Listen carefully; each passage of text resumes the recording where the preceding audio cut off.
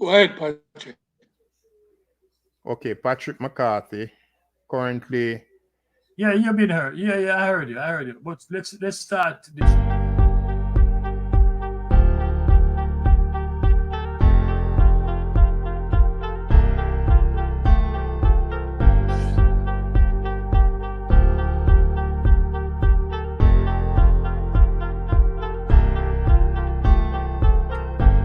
Mike is freezing up again. Is everybody here? Yeah. Maxine, you bring the there.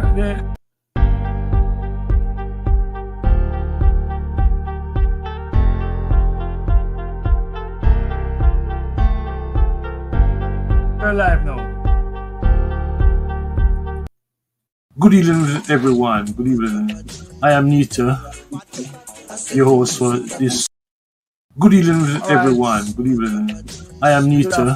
Good afternoon, everyone. Your host for this. And they wanted to make a change. This should have been discussed a while back. She is probably the accountant or the brains behind. Today we are Chris. I'm talking about a transformation.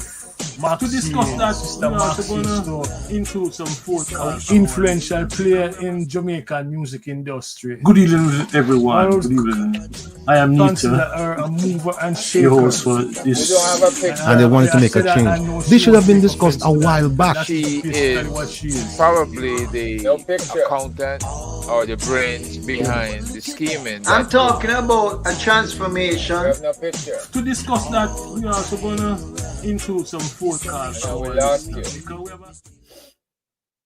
Good evening, everyone. Good evening. We lose everybody. A lot of your.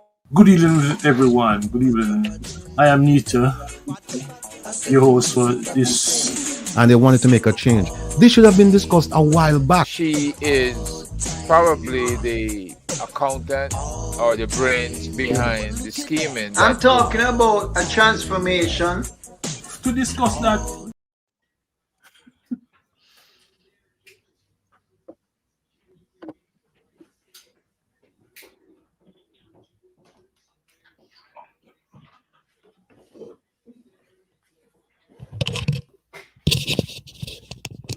Are you all right, Mike? You're muted.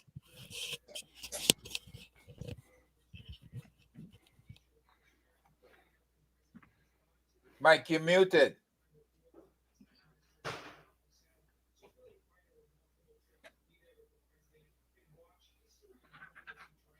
What do you think, Patrick? He's look like he's frozen. He's not exactly frozen, but he just keep moving the same way. He has in transmission problems. And he's muted. I don't think he realized that. And he wasn't hearing us properly. Yeah, he probably gonna go out and come back in. Yeah. Well, in the meantime, we can keep talking. Go ahead and finish introducing yourself then, Pat.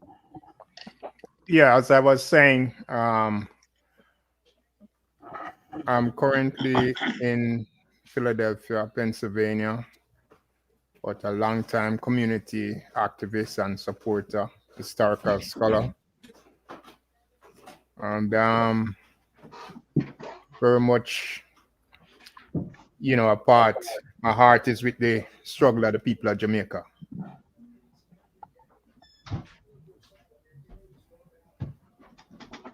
And this is Mr. Will Superstar Rattigan. Go ahead and introduce yourself to Maxine Stowe. Can everyone hear me? Yes, we hear. Yes. Everyone hear me? Yes. Yeah. Good afternoon, everyone. Particularly Maxine, since we haven't met, but the other panelists we're kindred spirits. We meet on a weekly basis.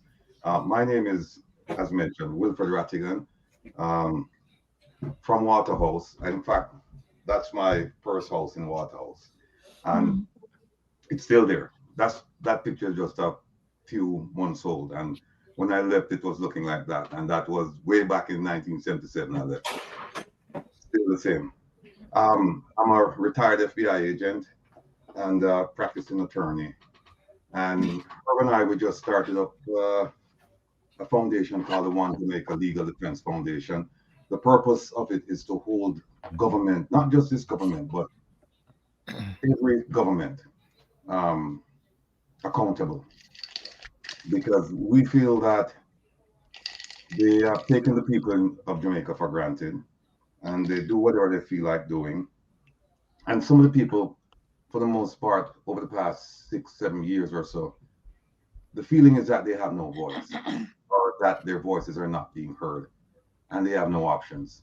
Well, the One Jamaica Legal Defense Foundation provides that option, because we're in the development phase right now. I think we've been in existence about 5-6 weeks, and we plan to hold the government accountable through 3 ways as of today. One is lawsuits. And when I say lawsuits, not just in Jamaica, but wherever we can find jurisdiction, the UK, US, wherever. 2, a public relations campaign for issues like the issue. And 3, where we suspect that politicians are in league with corruption, then we will conduct a background investigation and reveal their alleged activities to the public. As well as we're looking to establish a relationship with the Integrity Commission, although I really don't have much faith in them. That's one job I'm actually marketing myself for. I said I don't want any job in Jamaica, but that's one I'd actually market myself for, because I think that's the one that can do the most good for the people of Jamaica. But at this point it's dysfunctional. So we need to do some things with the Integrity Commission Act of 2017 and other applicable laws. So that's who I am. Yes, Mike. We're just completing the introduction. I introduced myself, and then Will came in and introduced himself. Yes, It's yes, back to you.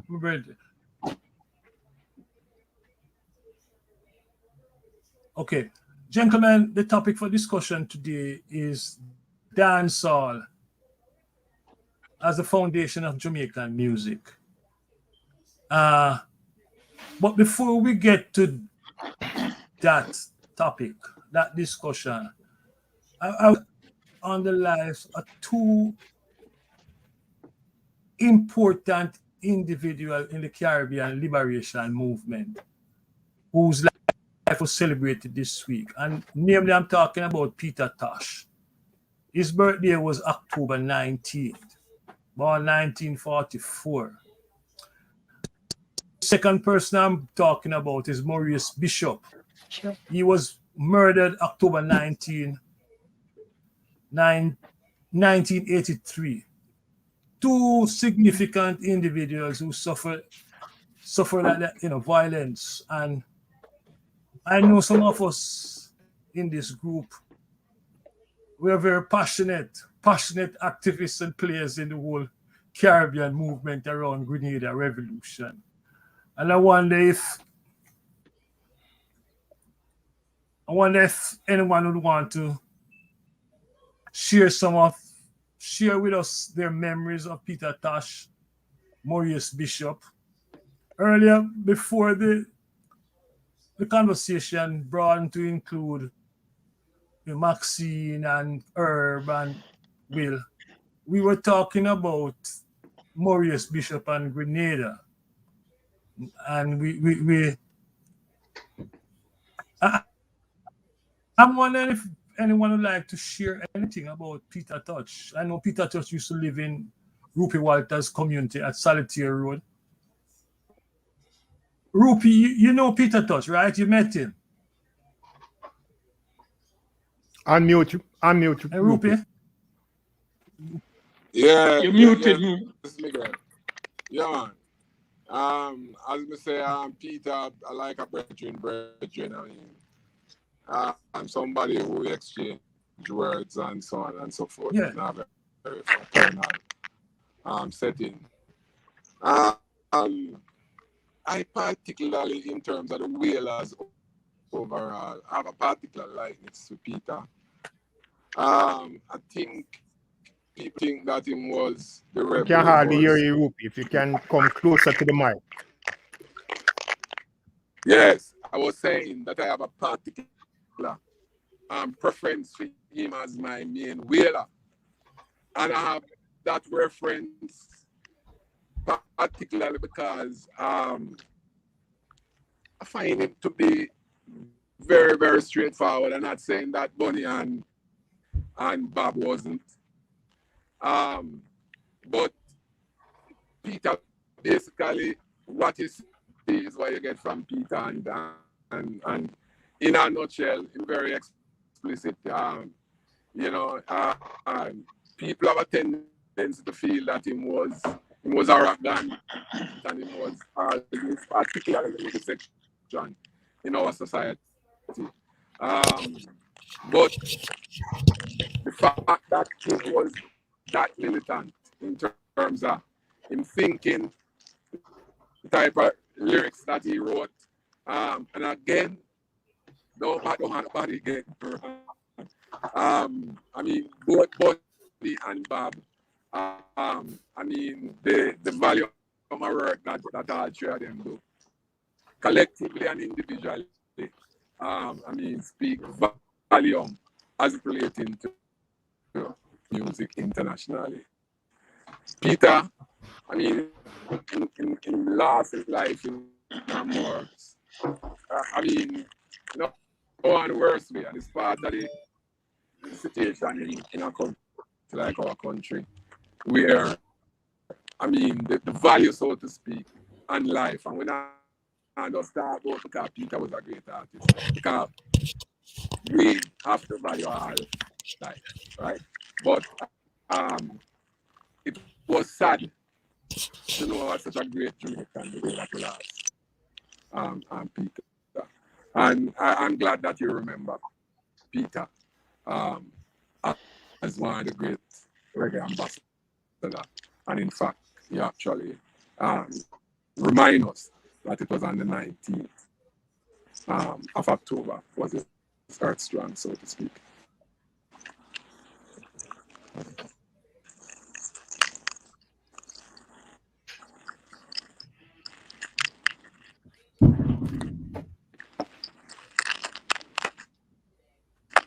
You muted mic. Must be having problems still.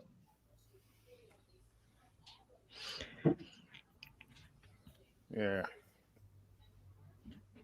Mike, you're muted.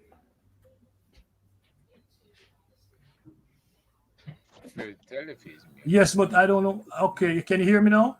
Yeah, can you hear me now? Yes, okay. Yes. We're talking about Peter Touch Rupi. Seems like we're having so long, we also shift straight into the discussion, huh? Yeah, I just want to say though that just to pretty much agree with. Is that something you think? With what Rupi said, that because I have no idea what's happening here. Can you hear? Can you hear?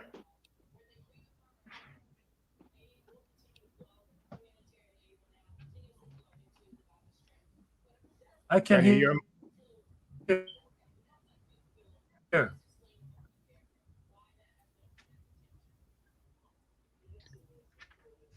You hearing us, Mikey?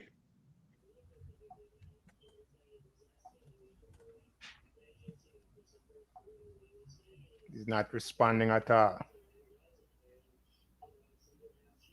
We need to just keep talking until he come back in. Yes. Yeah, I fully endorse what Rupi said in terms of Peter, because I'm hearing you guys. Peter was a unique character and musician and very talented artist, both in terms of his writing skills as well as his musical skills. And I would say a lot of the success of the Wailers, right, and the development of reggae music, I would attribute more to Peter than I would attribute it to the other members of the Wailers, right? And that is not to take anything away from them, but Peter was just outstanding, you know. So I just wanted to add that piece. So I fully honor his memory, and glad that we took this moment to really speak to it.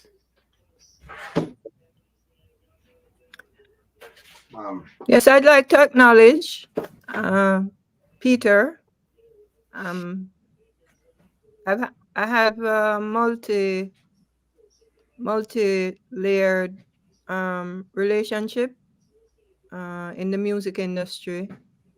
I met him when I was in college. One of my friends was actually closely working with him. I met him in New York, and I didn't meet him so much on a music industry perspective. I wasn't actually in the music industry at that time. I was a college student. So I acknowledge, physically knowing him, but otherwise I met him through being involved with the music. Certainly my uncle, Clement Dodd, Studio One.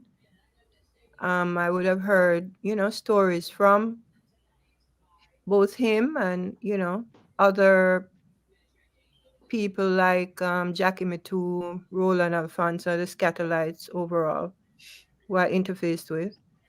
And then, I worked with the Marleys at Island Records, Tough Gong in New York. And so by managing and collaborating on the Bob Marley catalog, those years was 94, 95 to about 2000. I was able to get a glimpse, but my deepest glimpse I got of him was actually my work with Bunny Wailer, and through Bunny Wailer, experience, I was able to understand what it was, how they met. He was actually a gambling partner with them as teenagers in Trenchtown. And while gambling, someone brought in a guitar, and the string was broken, and Bunny was able to see that Peter could handle the guitar, and immediately took him across the street to 2nd Street, where Bob and Junior Brathwaite and them were rehearsing. And, immediately he became a part of the group and actually taught them, how to play the guitar, and obviously his musicality came in. I Now, when understand. you say he taught them, are you saying Peter did the teaching or Bunny? Yeah, Peter. Peter. Yeah, because they had been looking. I think Bob at the time had they were strumming the guitar, because the guitar is an instrument that you kind of pick up and but it's something that they wanted to advance themselves in, and the group. And so he was a fundamental foundation member that of what became the trio, because obviously they started as a quintet, like the Teenagers, Frankie Lyman and the Teenagers. That was more what the group was based on. And overall, the personality, as Rupert had spoken of, he was the more militant of the three in terms of issues, and acting, not just singing or being a Rastafari personality, but he came outside of that and was very active, on the streets and in situations that called for that. And certainly in his solo career, he that personality certainly grew, and as was described, he was the more forthright of them, and clashing on a lot of other issues. He was also, the three Wailers were all singer-songwriters. What is of note is that the Wailers are promoted almost that like Bob was a lead singer and Peter and Bunny were background singers. But straight from the jump, they were all singer-songwriters, and Peter was even as active. He led a lot of songs as the Wailers, in the Wailers, and went and did solo work also with Joe Gibbs, during the time.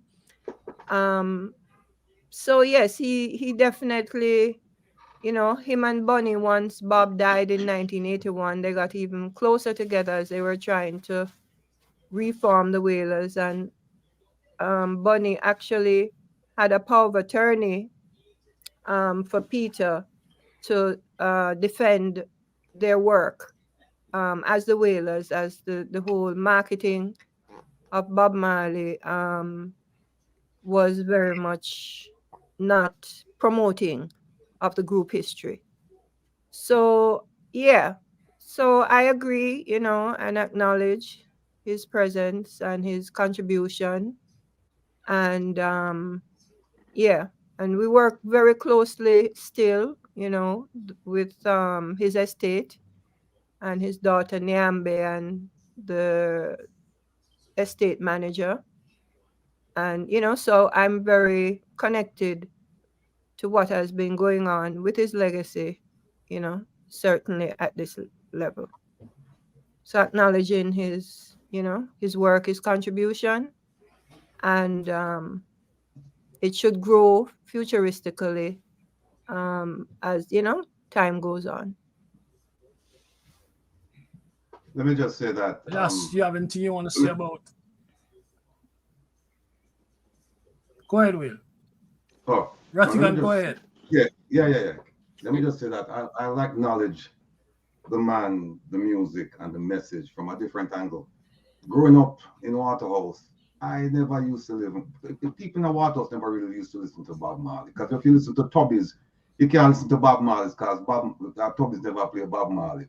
Tubbies are play Dennis Brown, Sugar Minott, Cornell Campbell, John Holt, Horace Andy, Linval Thompson. Them people Tubbies are play. So growing up, I saw Bob Marley as an uptown reggae artist, and we never really paid much attention to him.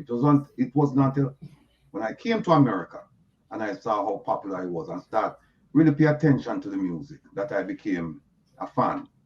And the person that I was most enamored by was Peter Tosh, because he appeared to be the most militant out of all of them. He had a raw, powerful message, and he was very, very forceful, and that kind of reminded me of me.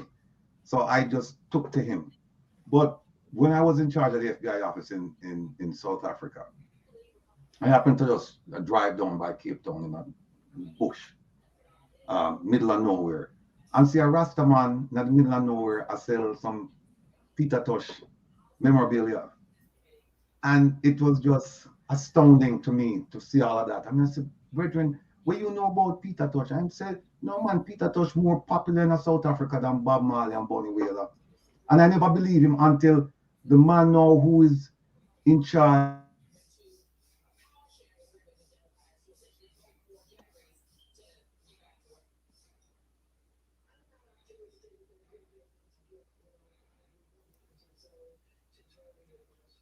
It seems that they don't want Will to talk. Every time Will touch the phone. Yeah. Oh man, Will is a dangerous man. Will raise an interesting point. Yeah. Finish your talk.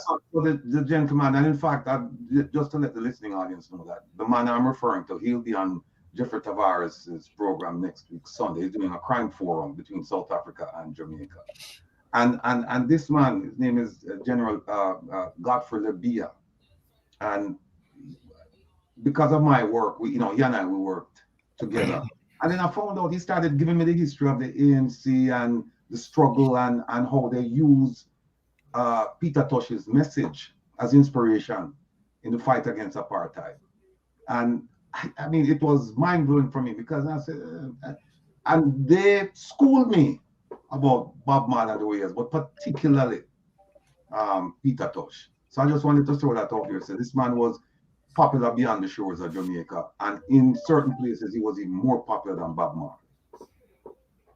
Just to mention 2 points to what you just said, Will, that it wasn't just South Africa, it was also Senegal, right? I mean, Peter Tosh was the one that was spoken about. In fact, you had reggae artists coming out of Africa who patterned Peter Tosh. Because when you think about people like Alpha Blondy, right? Lucky Dube. Yeah.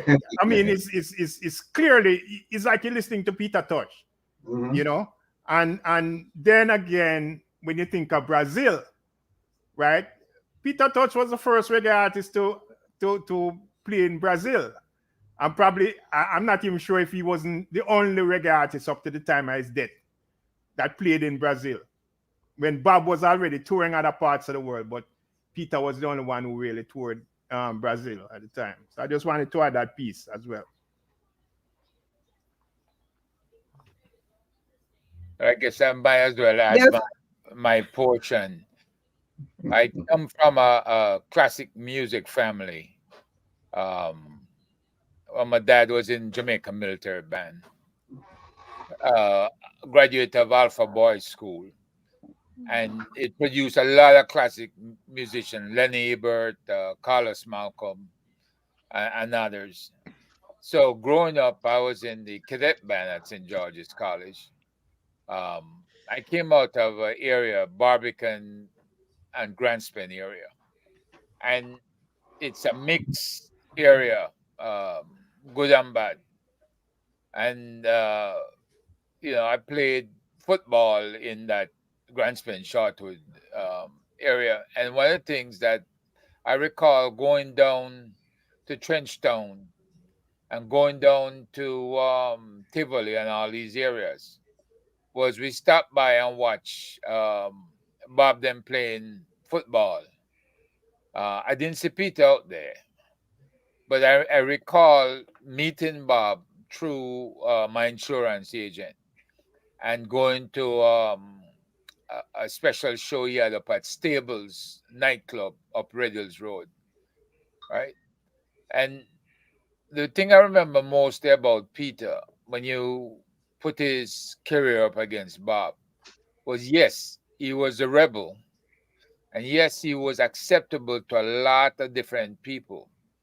But it was hard for him to have gotten off on his own without the help of the Rolling Stones band leader, Mick Jagger.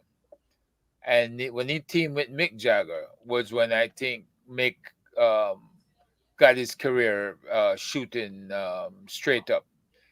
Because once he was recognized with Mick and Mick sang with him, he was on Saturday Night Live and a couple other programs he played on. Then he got his acceptance.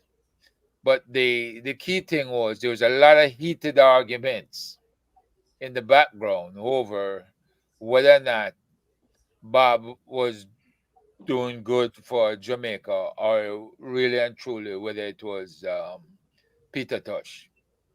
But we realized even in the military, when I was in the military, 24 years, what kept me going was a lot of Peter Tosh on Bob's music.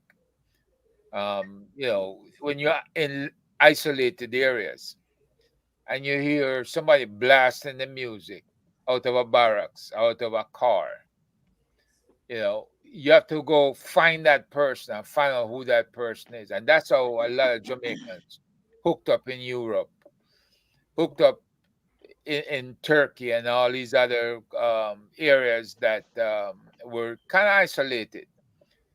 But what we were doing when we were playing their music, we were actually doing the tourist board job. We're selling Jamaica, right?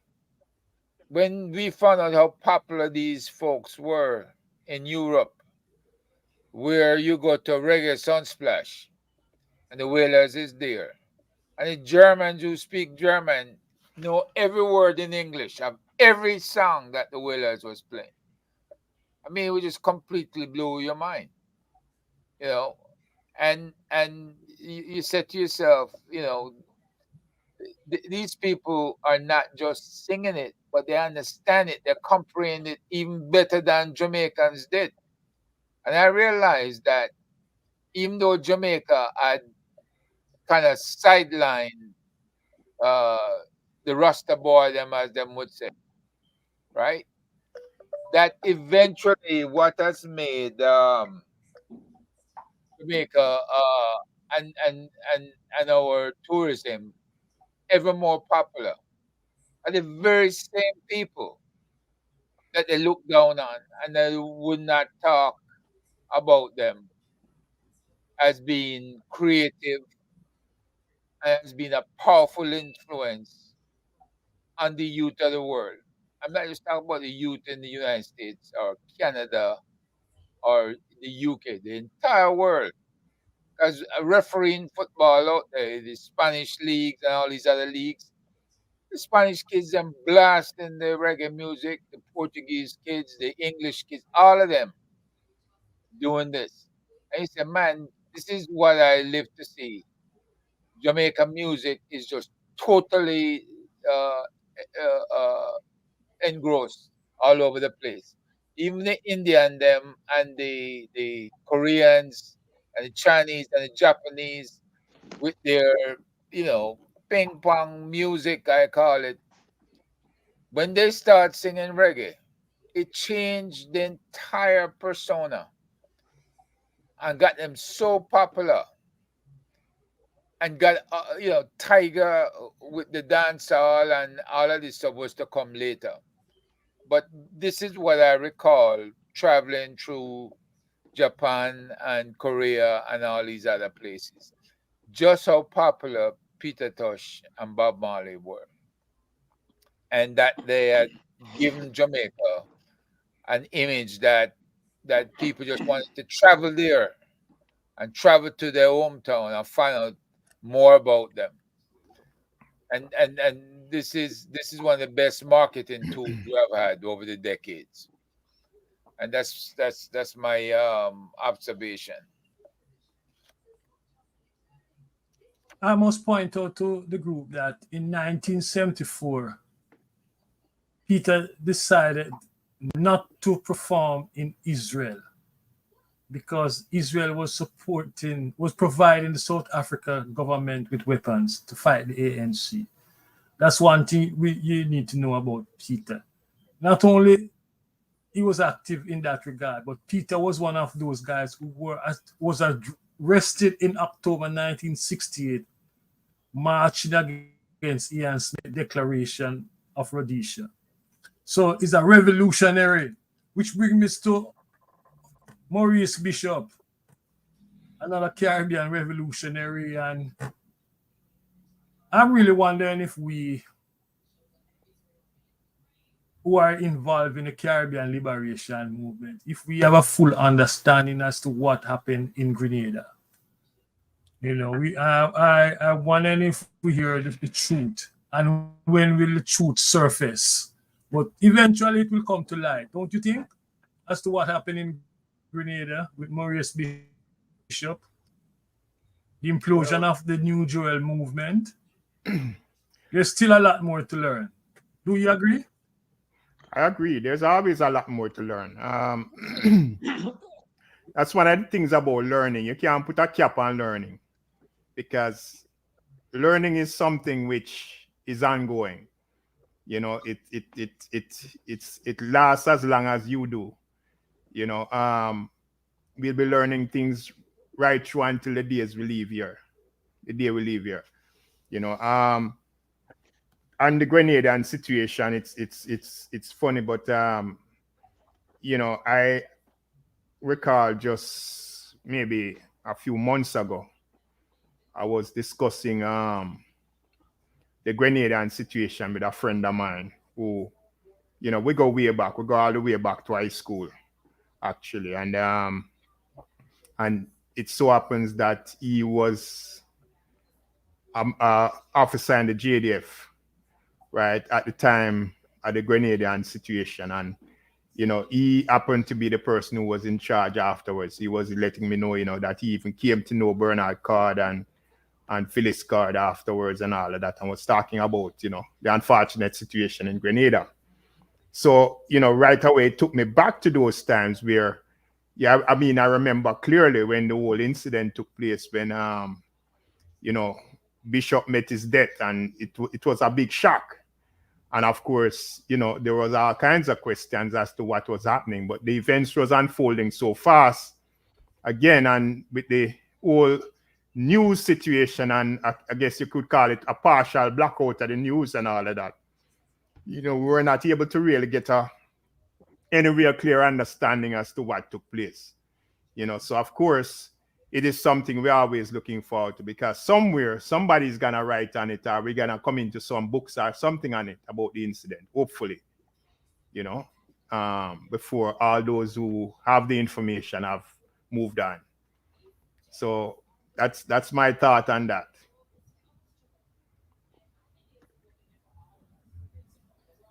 Unmute her. Mikey, I don't think any other remarks? we might ever comments? know. If not, go ahead, Glass. Mikey, yeah, I'm saying, Mikey, we might never ever know the full truth about what happened in Grenada. But it's still important. What is important is that we have enough information to know that the whole situation was caused by selfishness, in the same way that the death of Peter, although he was operating more on the cultural front, it is the same kind of scenario where persons believe that their rights and their interests supersede the rights and interests of other people. So, you can take other people's lives, just to promote your own livelihood, your own philosophy, So even though both Bishop and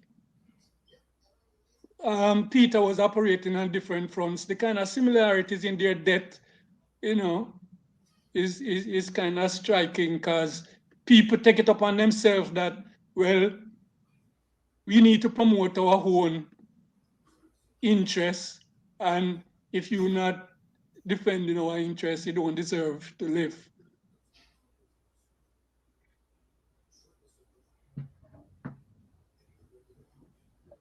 Basically, Mike, I don't think there's any mystery to what happened in Grenada, or even Jamaica for that matter.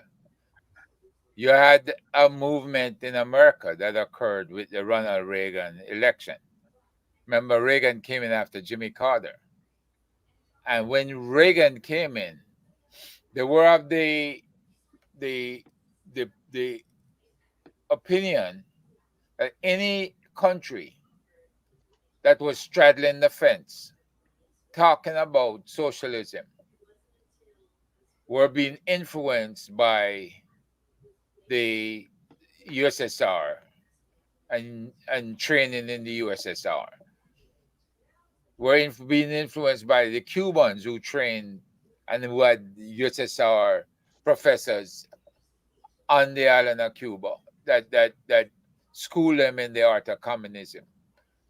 Even though Castro himself was a Roman Catholic and only had to accept the communist way when the US refused to do business with him and left all them sugar that they had prepared for shipment right on the wharf. Eisenhower would not bring it to the US. But the bottom line is the overthrow of Arbenz in Guatemala and other places, even the overthrow in Iran. All of these movements were ringing true, right? 60s and 70s. Why? Because they were taking charge of their own country's industries. And when Michael took charge of bauxite, and keep in mind that our man in Grenada was a student of the way that Michael professed socialism, and he followed in Michael's footsteps.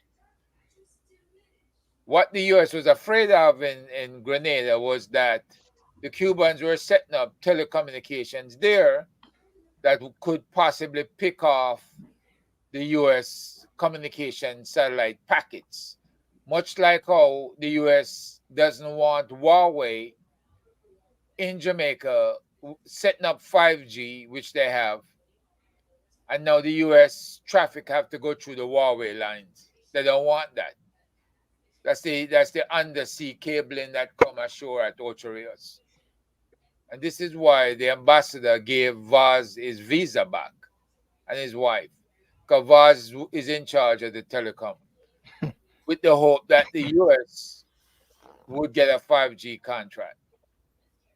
But the bottom line is the Soviet Union was on one side, the US was on one side. So the US and Reagan saw it, you either with us or you're against us. The New Jewel movement, they saw the leader faltering when Bernard Cord and his wife decided they're going to go in and kill him. Right? I don't know if they suspected that the US was making overtures to him to make Grenada more successful. But the bottom line is they took him out. And they took him out hard. So, Reagan did his thing, and Seaga played that game to the T. And Seaga won over Reagan's approval, and for 8 years he ruled, or he presided over the prime ministership of the cabinet, and he got everything he wanted from Ronald Reagan. Not so in Herb, listening to you make me want to investigate more. It seems like at least there are 3 different or 4 different stories as to what happened in Grenada. Yeah. I don't think we have the time to explore that, too tough, because we can't have our guest just sitting in the corner waiting. She must.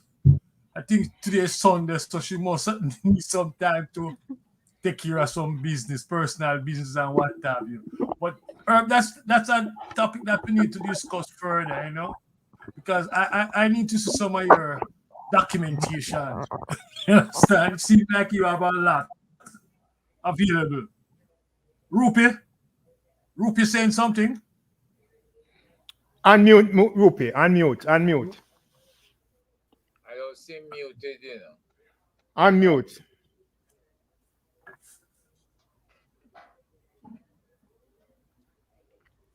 Oh, he's muted now. Rupi, you have to unmute.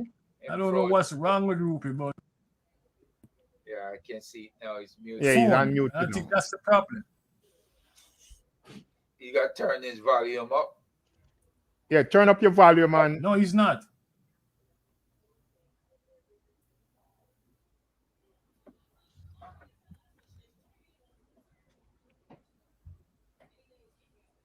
Still Not hearing you. Still not hearing.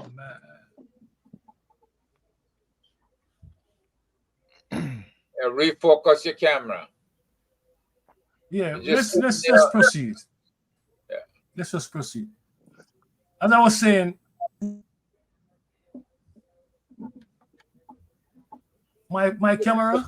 Just tell him go out and come back in, Mikey. Okay.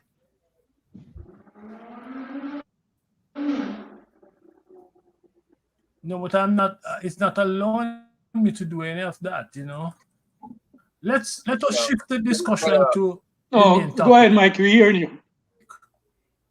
Because Maxine is here and she must have some place she want to go. She can't spend the entire evening with a bunch of men, Right. I did So, block out a couple of hours. Maxine, Yes. welcome to the round table. Waterhouse Sunday. vibes. Oh, you did? Well, that's good.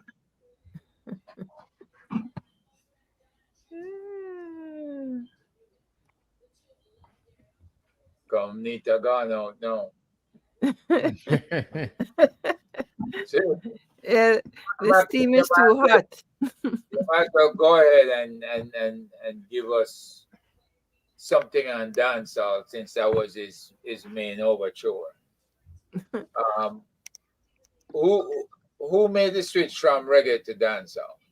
How do we go from that to Well, more? dancehall is really the history of the music, um, from a space to a, technologically how the music industry of Jamaica was built. It was built on the sound system, and the sound system entered as technology across the board. It wasn't just in Jamaica, it was what's happening, globally. Well, led by the US and the UK. In terms of the development of sound technology, from telephones to radio, to the recording, being able to record sound on a physical platform. So our pioneer, Headley Jones, in the 1940s, developed a specific sound amplification system. Basically, it was to have him compete in the marketplace, to have the records that were being imported, mostly from the UK at the time, to sell in his electronic, radio shop, Bop City. And the story is that Tom de Sebastian, Thomas Wong, had a hardware store across the street. He himself had been keeping parties, and the clarity of the sound impacted him, and he asked Headley Jones to design a system, or he potentially bought the system Headley had, and Tom Wong is who named it a sound system, specifically now to, play the imported records in the spaces that were developing for the public to come, switching over from the live band, era into the recording era. This is the basis of the sound system competition. Headley Jones went on after doing Thomas Wong's building his first set. He built the sets for Duke Reed, Sebastian. Tom de Sebastian. His name was Thomas Wong, but his sound system was called Tom de Sebastian. And he built the system for Duke Reed, Coxon, and others, And so the whole sound system industry developed, and out of that competition, developed the whole recording industry. Headley Jones went on to design certainly Mr. Dodd's studio that he opened up in 1961. So for me, and this project that brought Michael and I together, is Dancehall 50, which is really celebrating the 50 years of the dancehall as a genre, but it's also platforming the technical role of the sound system and the technology development in Jamaica, which has been unique as a country outside of the US and the UK and Japan. Japan would be on par with Jamaica in how countries outside of the US in particular use the technology as it was developing there to develop and create sound amplification developments that spawned their own local music industries. I think Jamaica would be the only developing society globally that has done that. And that's part of my efforts in rebranding. I call it rebranding of dancehall to capture not simply the genre, but to have people understand what the genre is made of, but what the genre seeks to represent, which is in a parallel way to reggae. As you know, reggae is also a genre that, because of the success of the Bob Marley, that name or that title was eventually adopted to describe all Jamaican music. Um, Adopted by, I'm not sure who, but maybe that's research that we can do, along the way as to why all Jamaican music and genres, are being described as reggae. You understand, based on where it came in the historical development of the music. But it clearly has to do with the success and popularity of Bob Marley. And, you know, then it puts us in a position, which is why, dancehall is being established now to broaden people's understanding of Jamaican music, to still take the benefit of reggae, but to expand how people engage with the Jamaican music industry, which is a very innovative society. It's not just based on lyrics and or cultural movements that are adapted by the industry, but that the technology and the advancement is also as important, and the pioneers and the engineers and the people who are behind this are also recognized, which will attribute a lot more to our society and our youths, to know, because people like Headley Jones, King Tubby's, which is a major pioneer in his own right. He came 10 years after Headley. He also opened a record, a radio electronic shop. And from that basis, he built a studio and, invested this knowledge in the music and developed styles or innovations that went on to affect global urban and popular music.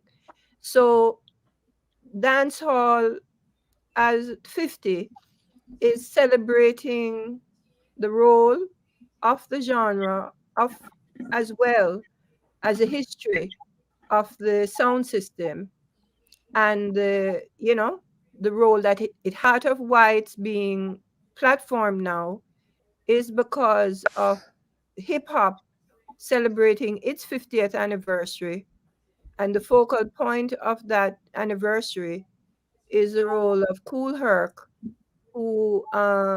whose technique came from the sound system as well, out of Trenchtown into Franklin Town and then, migrating into the Bronx. But everything that he did and achieved technically to be given this accolade is coming out of the Jamaica dancehall history, that is connected to the genre that appropriately was also developed in 1974 when Jamaica, as a music industry, created a platform for itself, good or bad. It's called copyrongs, not copyright. But we started to copy our music that was developed in the 60s, especially the rocksteady era. The rhythms of that era became the staple of the sound systems. And those rhythms now were re-recorded on either lick over or in terms of Studio One, and the role of Sugar Minott being the first artist that recorded directly on pre-recorded rhythms. It was the first time Mr. Dodd or any artist at Studio One did not record on a brand new song.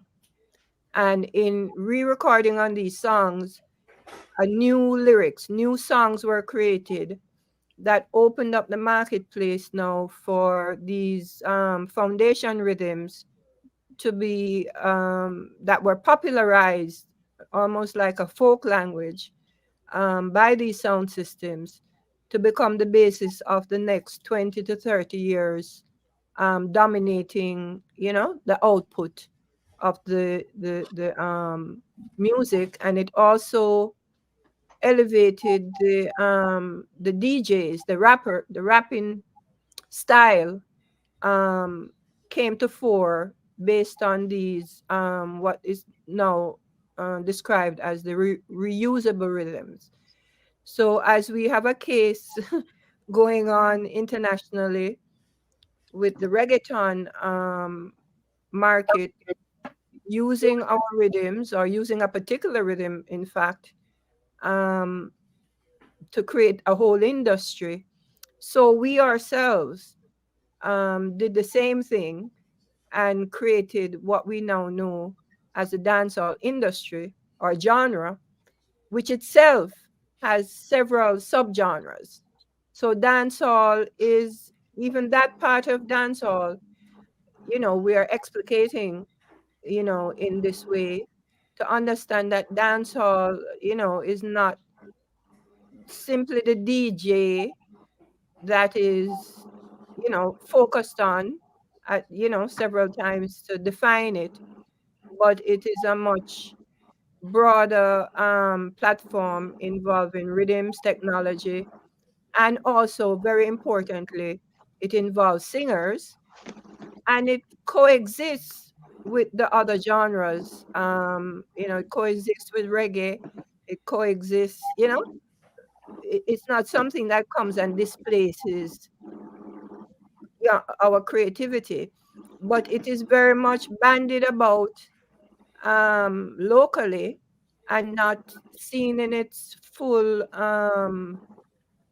impact, not just in Jamaica, but in all, in the globe, in what it has done, and it continues to feed and fertilize urban music over the last 50 years. And so, again, harking back to Hip Hop 50 and its celebration in the mass mainstream market, it explicates the sound system. And certainly in the 90s, when our population, primarily in New York, our Jamaican diaspora, our children became rappers like Busta Rhymes, Biggie Smalls, Heavy D, we also not only stepped out as dancehall stars, but we also stepped out because of our integration into the urban New York environment as, very established personalities in the hip hop market.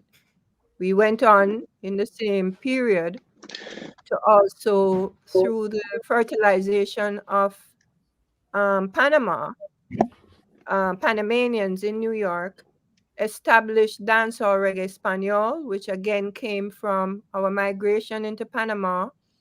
and the fact that our Jamaican culture, as in several countries in the region, Cuba is another country that has a whole area of Cuba that is called Little Jamaica, you know. But in Panama in particular, you know, the Jamaican lifestyle is held there, and a lot of next generation Panamanians, their grandmothers or their home, they speak patois, they speak, you know, Jamaican, and coming into New York, they, you know, New York is a melting pot, you know, and that's where the dancehall reggae Espanol became preeminent. That led to what we now have as one of the largest music outputs of the world in terms of economy and reach in reggaeton. And we now have more of a displacement coming out of Africa with the Afro beats, which is another uh, scenario that was again driven by our sound systems. A lot of this coming out of England, you know, our sound system. That was our first market of taking over England and affecting their music industry. Through the sound system, it actually flowed into Africa, places like Nigeria, Ghana, and South Africa. It was exported there along with our music, and now Afrobeats has come and is dominating the global industry, especially actually through the same pathway that Jamaicans took, where their diaspora, the African diaspora in the metropolitan markets, are the basis, you know, for this crossover. But it's all coming out of this fertilization, and the root of it is the sound system and the dancehall genre that it specifically, you know, has impacted. And so in terms of Waterhouse vibes, you know, and meeting with Michael, and, you know, just for Jamaica, a lot more is promoted, again, because of the reggae, Bob Marley effect.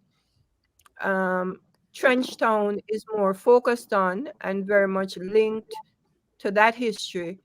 And so what we certainly found in collaborating with Michael is that Waterhouse, which, you know, I'm completely aware of, but that doesn't have the cachet or the journalistic promotion, you know, as a music hub, right? We kind of know about it, Hub. you know, house, etc. But the specificity of it is well, is more it's very, how you call it, very inherent with the dancehall. You know, I every time I turn, it's now Waterhouse. I was speaking with Sly a week or so ago, and I didn't even know he came from Waterhouse. And then he started to reel off his history, and I was like, wow, you know.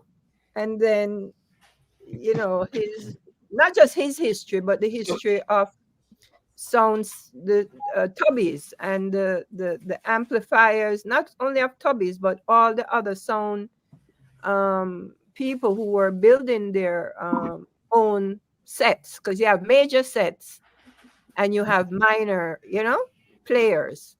But it's so fascinating how much revolves around Waterhouse. And since speaking to Michael, people like Lloyd Brevet, who I'm very close to because of the Christian Scatterlight. Maxine. Yes. Well, anyway, I could go on and on and on, but that's basically the framework. I am a music. I'm a music history person because Before you ask a question, Lass, can you hear me? Yeah, man, I'm hearing you. Go ahead. Yes, I just Maxine, yes. I wanted to start off this discussion. I wanted to start off a discussion by asking you the definition, a definition. When I was growing up, to me, dancehall was a social, a physical space. It was a physical space. Now, in the 90s, dancehall transitioned into a rhythm. How do you define 70s. dancehall? What exactly is it? A social space? Well, as I I didn't get say, that. it is a yeah. That it is all that. It is the technology. It's the space, and that became a genre, Okay. right? Because a lot of what is involved in Oh, the okay, okay, genre okay.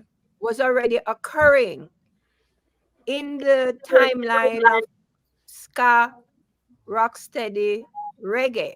A lot of the elements that is now known as dancehall was already occurring, right? So that's because it's a space, a technology that then Correct. became refined in the 70s, actually, when the reusable rhythms and what that brought on, both the reusable rhythms, and within that period, I think about the 80s, you had the changeover from analog to digital, right?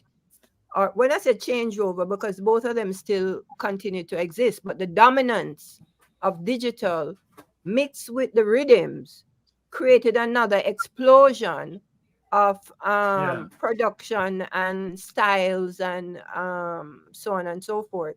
So because we are not tracking Okay. all of these layers, then we get caught into these ruts and begin to kind of the world is benefiting and making major impact and inroads with dancehall while we are here talking about lyrics because we are so hyper, we're not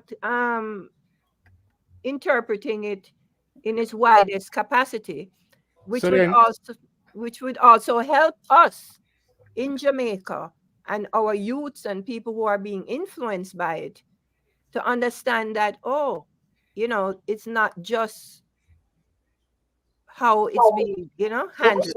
so for clarification, then Maxine, I guess you could say that, and this is my takeaway from what you explained, right? That historically, it is these transition points which you highlight that really shape dancehall in terms of how we understood it to be, and how we understood where it's coming from and what it is today. Yes.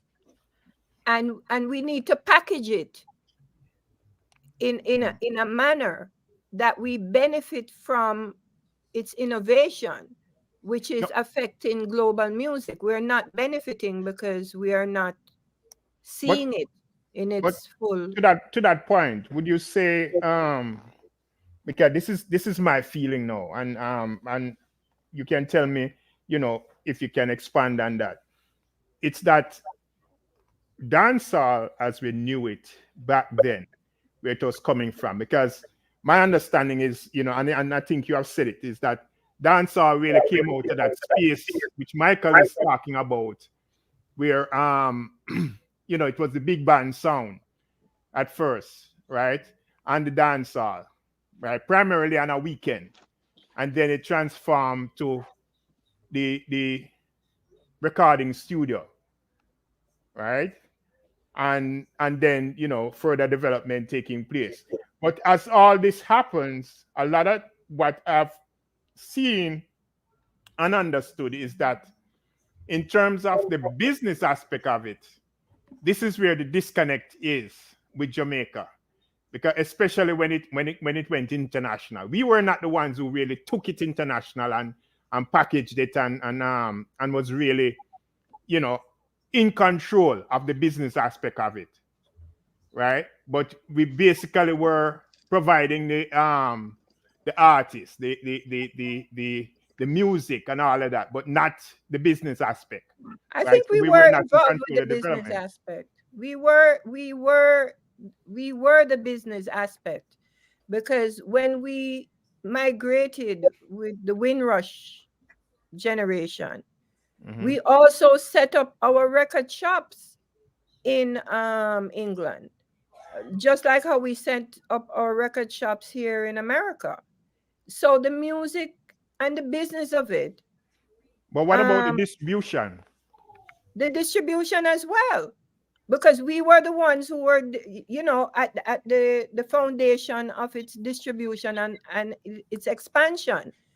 What and even its crossover. I mean, if you look at it, in England, Island Records is a Jamaican company out of Jamaica that migrated in 1962, and set up a platform there, and then started to license in, Coxsone, Duke Reed, and Beverly's, right? And then you had Carl Palmer setting up Jetstar Records, another, Jamaican, and these were two stalwart companies coming out of Jamaica, and licensing, etc. It wasn't, and it's following us. It's following us, the people, migrating and mixing with the sound system. Because if you watch the pattern now, the sound system goes into England, changes the context of how England consumes music, from a pub to a dance, right? And that opens up the nightclub, impacts English music, not just our Jamaican music. We're having an effect on England, the Beatles, Rollins, all of these people are feeding off of our framework, our existing. Yeah, but so then I understand where you're going, but I'm just correcting you that it's not us in Jamaica and somebody taking something away from us. It's we Jamaicans going in, setting an infrastructure. The problem that, we'll see is that Jamaica didn't have a proper intellectual property and our business framework up to today to even deal with the diaspora. You understand what I'm saying? What the diaspora does is not ingrained into Jamaica. There's a disconnect on our level that then allows for the international to take it, in the way that we are seemingly shocked at. That's definitely the part I'm talking about. Yes, I think Right? that's what I was trying to. Yeah. But another quick Maxine. question. You mentioned Thomas. What is his name? Thomas Wong. Thomas Wong. Is that the same Thomas technicians out of Vineyard Town or something like that? They were building amplifiers and all that. No, he didn't build amplifiers. No, he was a liquor store man. He was a hardware type person. Okay. But I found that we have a nation of innovators in the sound amplification business that have not been invested in. Not even Headley Jones was invested in.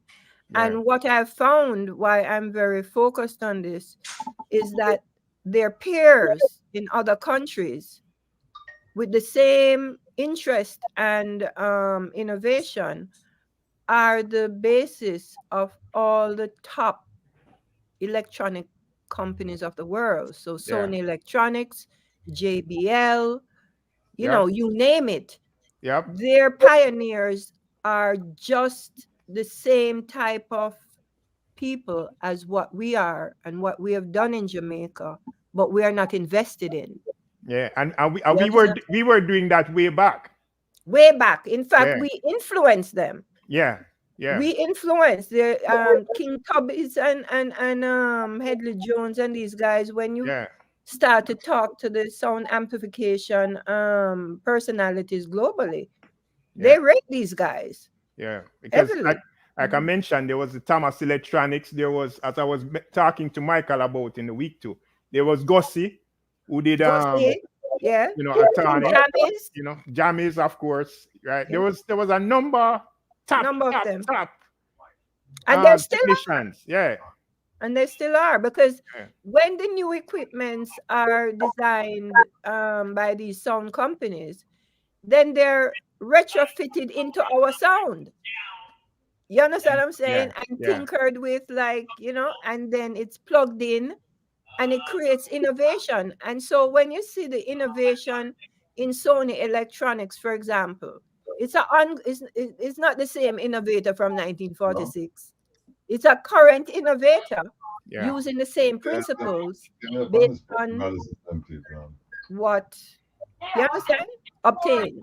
Yeah. Another piece to that point is that because this is again something I've seen where I remember just on the eve. I'm getting a feedback, guy.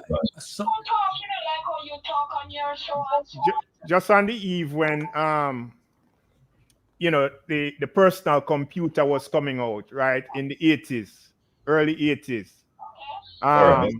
You had in New York, guys started to merge the amplifiers with the computer, right, and start to generate their own sound, which wasn't coming from it wasn't coming anymore directly from the dancehall. They were taking stuff from the dancehall and reforming it completely, right, on the computer.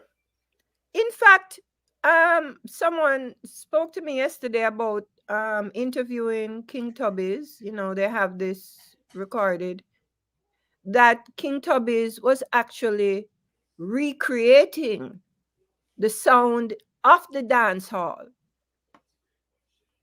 in record form for you to experience it, right? Mm-hmm. So what he was actually doing is the spatial experience of you being in the dance hall, etc., is what he was recreating specifically, like he was explaining.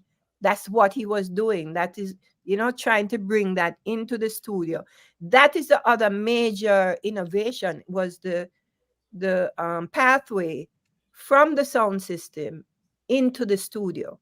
That that interplay, which still occurs up to today, and it defines our music. And so, and in understanding that, then you will understand where the future is going to be.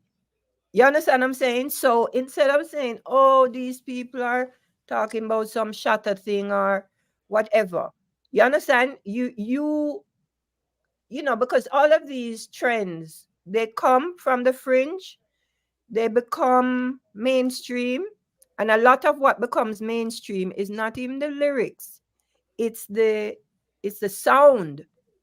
You understand? So then you have the pop artists. The pop artists now want to sound like you, and then they add their elements to your sound and then create a whole new style. So if you know that your value is there, then you would be protecting your sound recordings. You wouldn't have just been focused on your lyrics, which is what is interesting about the reggaeton case. You understand? In that it's a very interesting thing to watch how it's going to play out. You know what I mean? Yeah. Because a whole, not just a country, because reggaeton is Latin America, several countries that are using this style that specifically is targeted back to Jamaica, which we understand. Nobody has to prove that, but the business of it wasn't structured, but it went and created a phenomenon like a genie coming out of a bottle, and you actually cannot get the genie back right. into the bottle. You know what I mean? Yeah, I have a question, Maxine. I have a question. Yeah, go ahead. Who is who is spearheading this project you're talking about, Maxine? Is it the government, or is it the industry players themselves? Well, it's the industry players. Me being the head cook and bottle washer, because of my unique interface with so many layers, and I actually just came out of a round with or still maybe in it with the Rastafari community intellectual property rights, um how they get benefited from this roots reggae proliferation globally in the world economy, and the whalers intellectual property rights issues with the quote unquote Bob Marley and the whalers taking the name of the group in their solo career of Bob Marley, one member taking the group name and then absorbing the group intellectual property without any sharing of that rights. So my focus on dancehall and why I am here also is, as you know, my late husband is Sugar Minot, and he is considered a pioneer of the dancehall genre, right?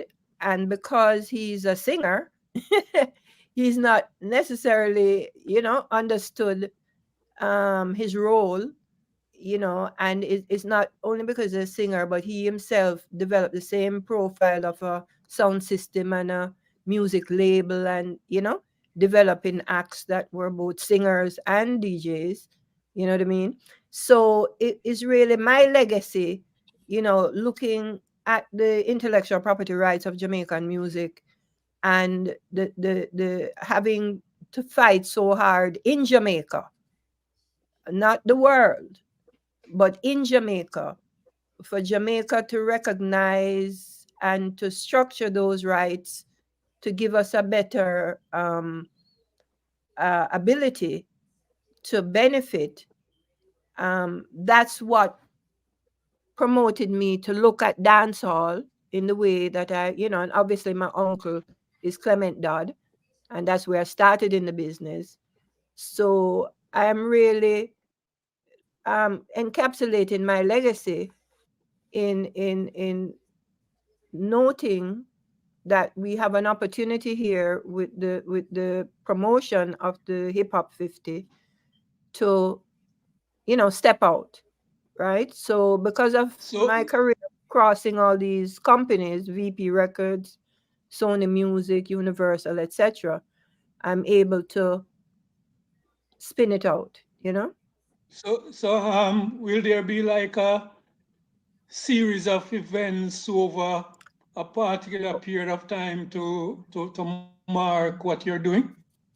Yes, we actually noted 2024 to 2027, a 3-year platform where we ideated it out of what was happening in 73, 74, and what happened in 77 was the release of the first album, and also the birth of several significant labels within this time. Channel One, so many, significant players, King Tubby's, etc., birthed in this period.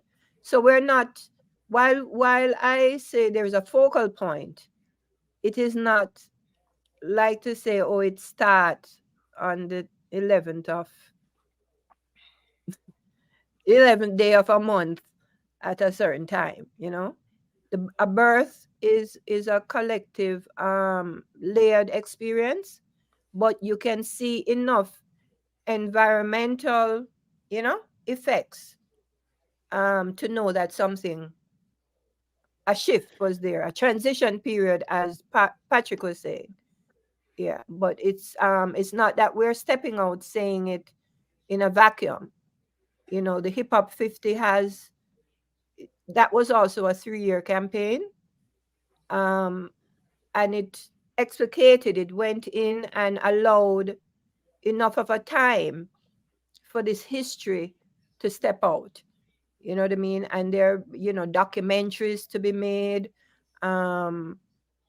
brand, what you call it, brand sponsorships to be, incorporated. And also, prior to this Dancehall 50, I actually had envisaged a dancehall music museum to do what I am explaining now about the Dancehall 50. Prior to that, it was my focus that a dancehall music museum should be set up, linked to the audio amplification industry of the world, and bringing that partnership that has not existed to date, right, to the forefront. Whereas we have linked with various lifestyle brands like, Puma, Nike, and a lot. Certainly the Mali estate has, you understand, developed with the lifestyle world. It was interesting for me to see and note that Mighty Crown, which is a Japanese dancehall sound system, did a major deal with Nike. And no Jamaican dancehall sound system has been, elevated to the level that it could do such a major deal. So there are things happening in the marketplace that I'm aware of, and the potential that I felt, okay, with these other things under my bonnet, I can step out now with my own experience as well, because I was, at Sony, Columbia, when Shabarangs, Supercat, Cobra stepped out, and crossed over in Dinah King, all of these guys. So I myself was a player, in that space. Maxine, these are big, big, big plans. Do you think you have the support, or the industry is organized enough to, step up and make these these things a reality that you're talking about? Yes. If you look at without the support of government, Oh, definitively, I don't want the support of government. Well, let me put it differently. The lack of the support of government, the lack of the support of government in key areas, right? And they benefit, put it this way. Government and government policy will benefit, but I definitely brand it as a government thing, probably. I've had my experiences in the Jamaica space. I was there for 20 years in my career, after my international success. And so I know the limits of the Jamaica space, right? And I'm not bashing it, because it is structural, it's geographical, it's so many things that defy logic. You know what I mean? Because of these structural deficiencies. Right? Which it's the very size is a structural deficiency. So when I was in Jamaica, and I'm saying that, okay, as a music industry, if you're not incorporating your diaspora Jamaican industry in your planning, then you're lost, because it is your diaspora companies that are driving the industry.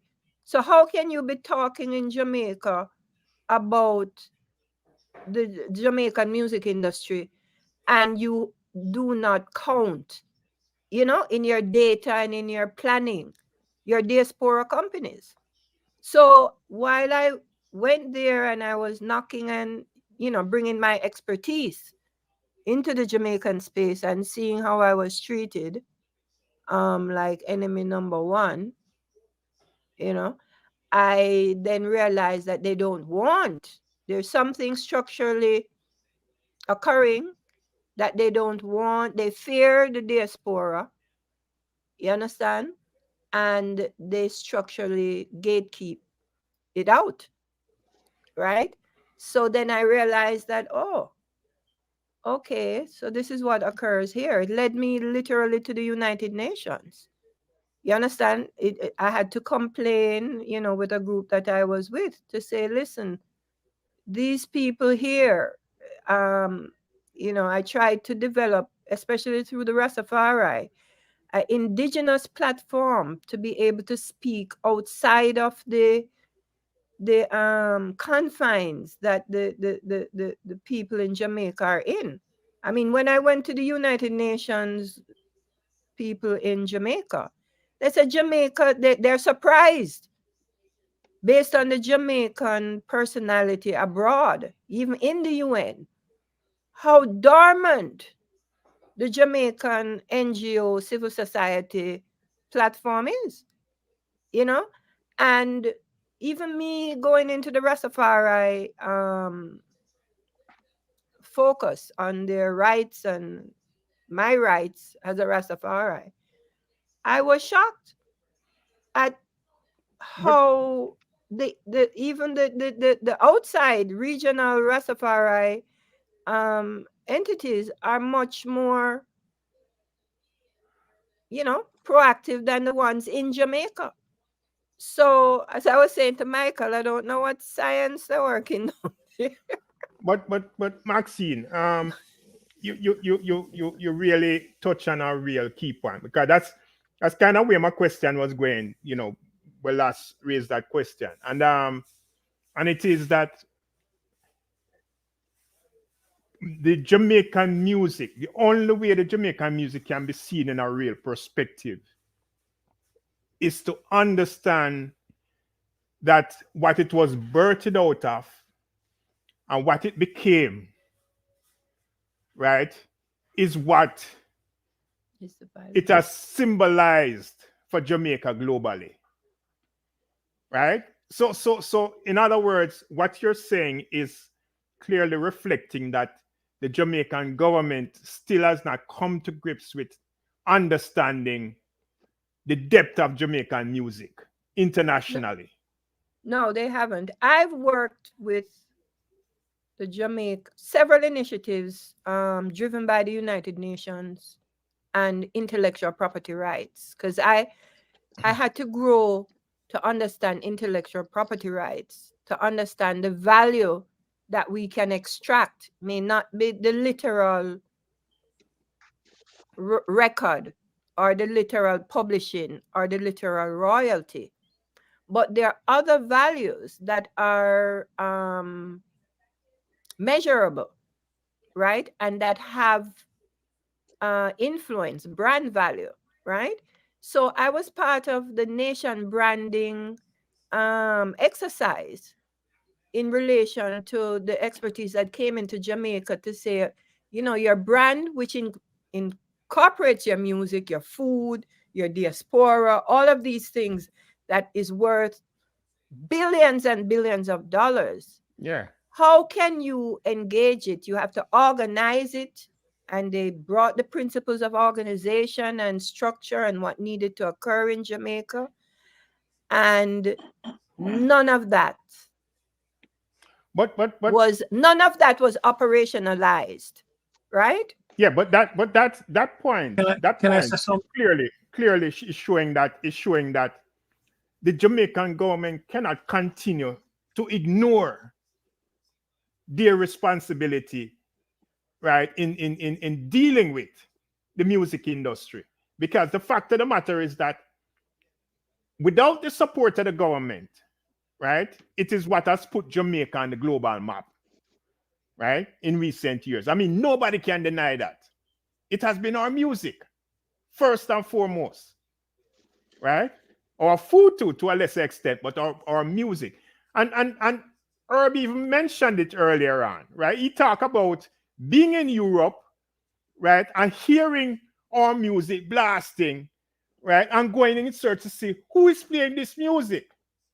And these are experiences I can relate to, right? Because this is something we see time and time again. One of the things which you identify by is our flag or music, right? And it's more so our music, right? When we go on, a lot of times, it's not Jamaicans playing these music. Right? This brings and the us to a moment you point mention about Jamaica 21, the first thing they mention is your music. Well, the same thing. I'm looking at Rupert, and I was very involved because of the music in the nascent ganja industry. I'm a part of the Ganja Growers and Producers Association because of the role of the music and the Rastafari culture in the brand value of Jamaican ganja, which is its biggest value. You understand? Jamaica is just a dot in the ganja producing physical world of ganja. Yeah. But we are the top brand. Absolutely. So if you don't, so when I said to them, okay, we lost it in the music, let us not lose it for ganja. Can I bring again? They dropped the ball. Yeah, Rupee. We're not seeing you, Rupee. Yeah, can't hear Rupee. We're not seeing you. Something is wrong with his. Maybe he needs to come in and come He's back on his out. phone. No, but I'm saying maybe he needs to click off and come back While on. he work. Anyway. Yeah. But while that is happening, let me ask you this, Max. Maxine. Can you hear me? Can you guys hear me? I'm hearing you. Yes. Yes, it's just Rupert. Okay, Rupert maybe going out to come back. The question the question I ask is this. All of the things that you identify, they come from our communities, whether it's Trenchtown, Waterhouse, or whatever. But yet still, nobody can point to tangible benefits that these communities derive from giving birth to all of these stuff. We see individual make progress, individual get rich and famous, but no tangible benefit for the community from whence the genre emerge. Why is this so? And that's one question. The second question is this: when it comes to government and organization around Jamaican music, could it be that the problem is that the music is so fragmented and controlled by different individuals, so there's no need for them to come together as a group, as a collective, because every man is making his little money from off what little them can grab hold of? The disorganization, is it deliberate?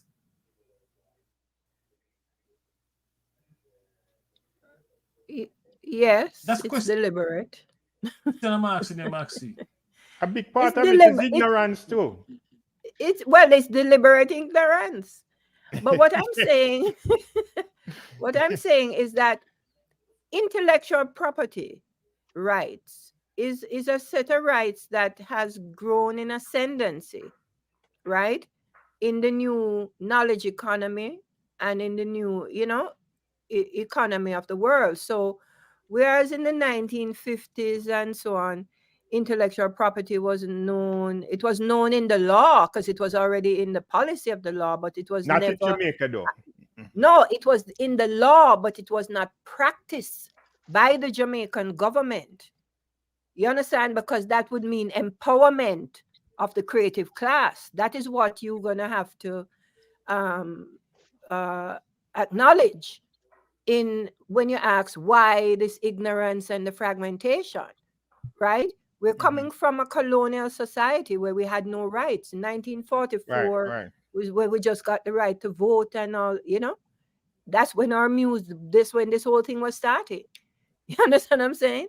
So our intellect, what is happening now, I'm aware that even our office, Jamaica Intellectual Property Office, is Yeah. a recent agency.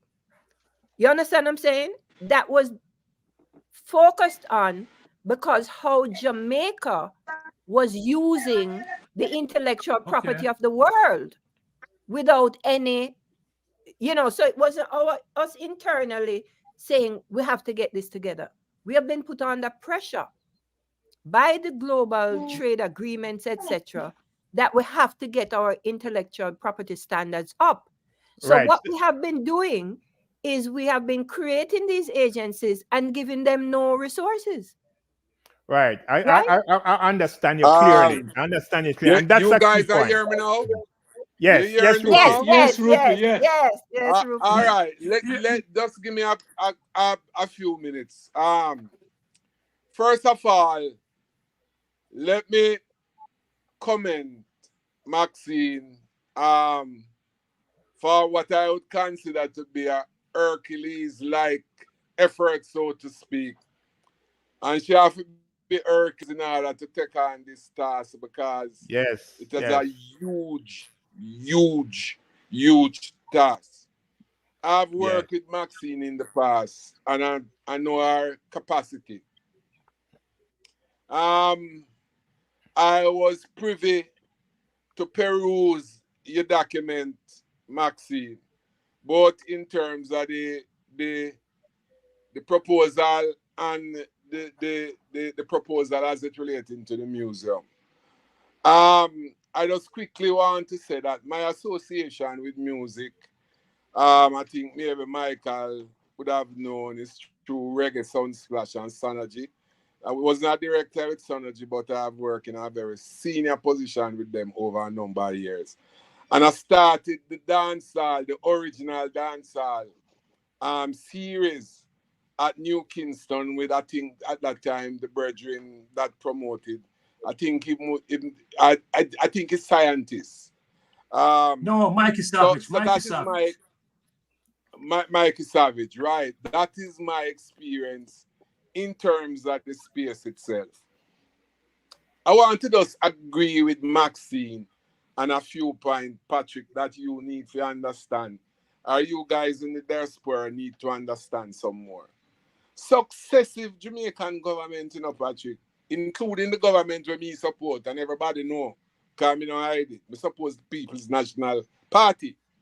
Have not in a serious and a real way give their support to the music industry. And I can tell you this one is 10 times worse. And Maxine draw a good parallel. The parallel she draw is the ganja industry. The People's National Party take the initiative and started the thing. And everybody feel good in terms of decriminalization and the proposal along decriminalization.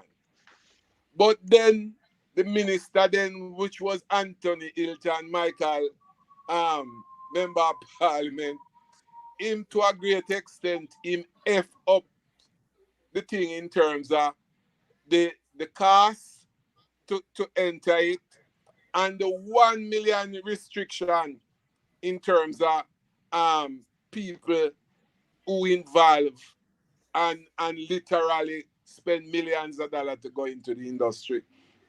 And the worst thing the PNP government could have done then was to bring some criminal from the DEA, right, to come there and set up the regulations. And I mean, one person said to me that as a security officer, it was easier for him to have 100 guns and don't even have 20% of the regulation that than the type of regulation that is put on the ganja industry. So Maxine is right. And we just use that parallel in order to show what is happening in terms of the music industry. Right?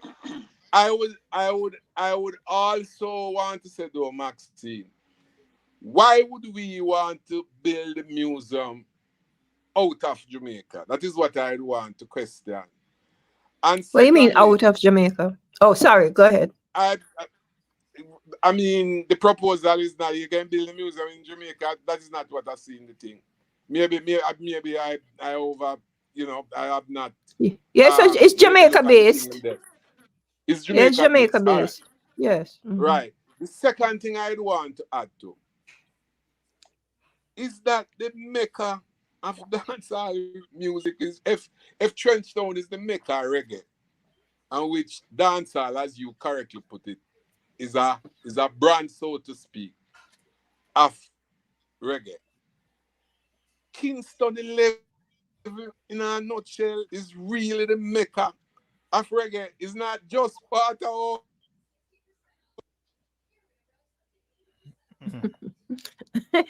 Come back, Rupi. Come back.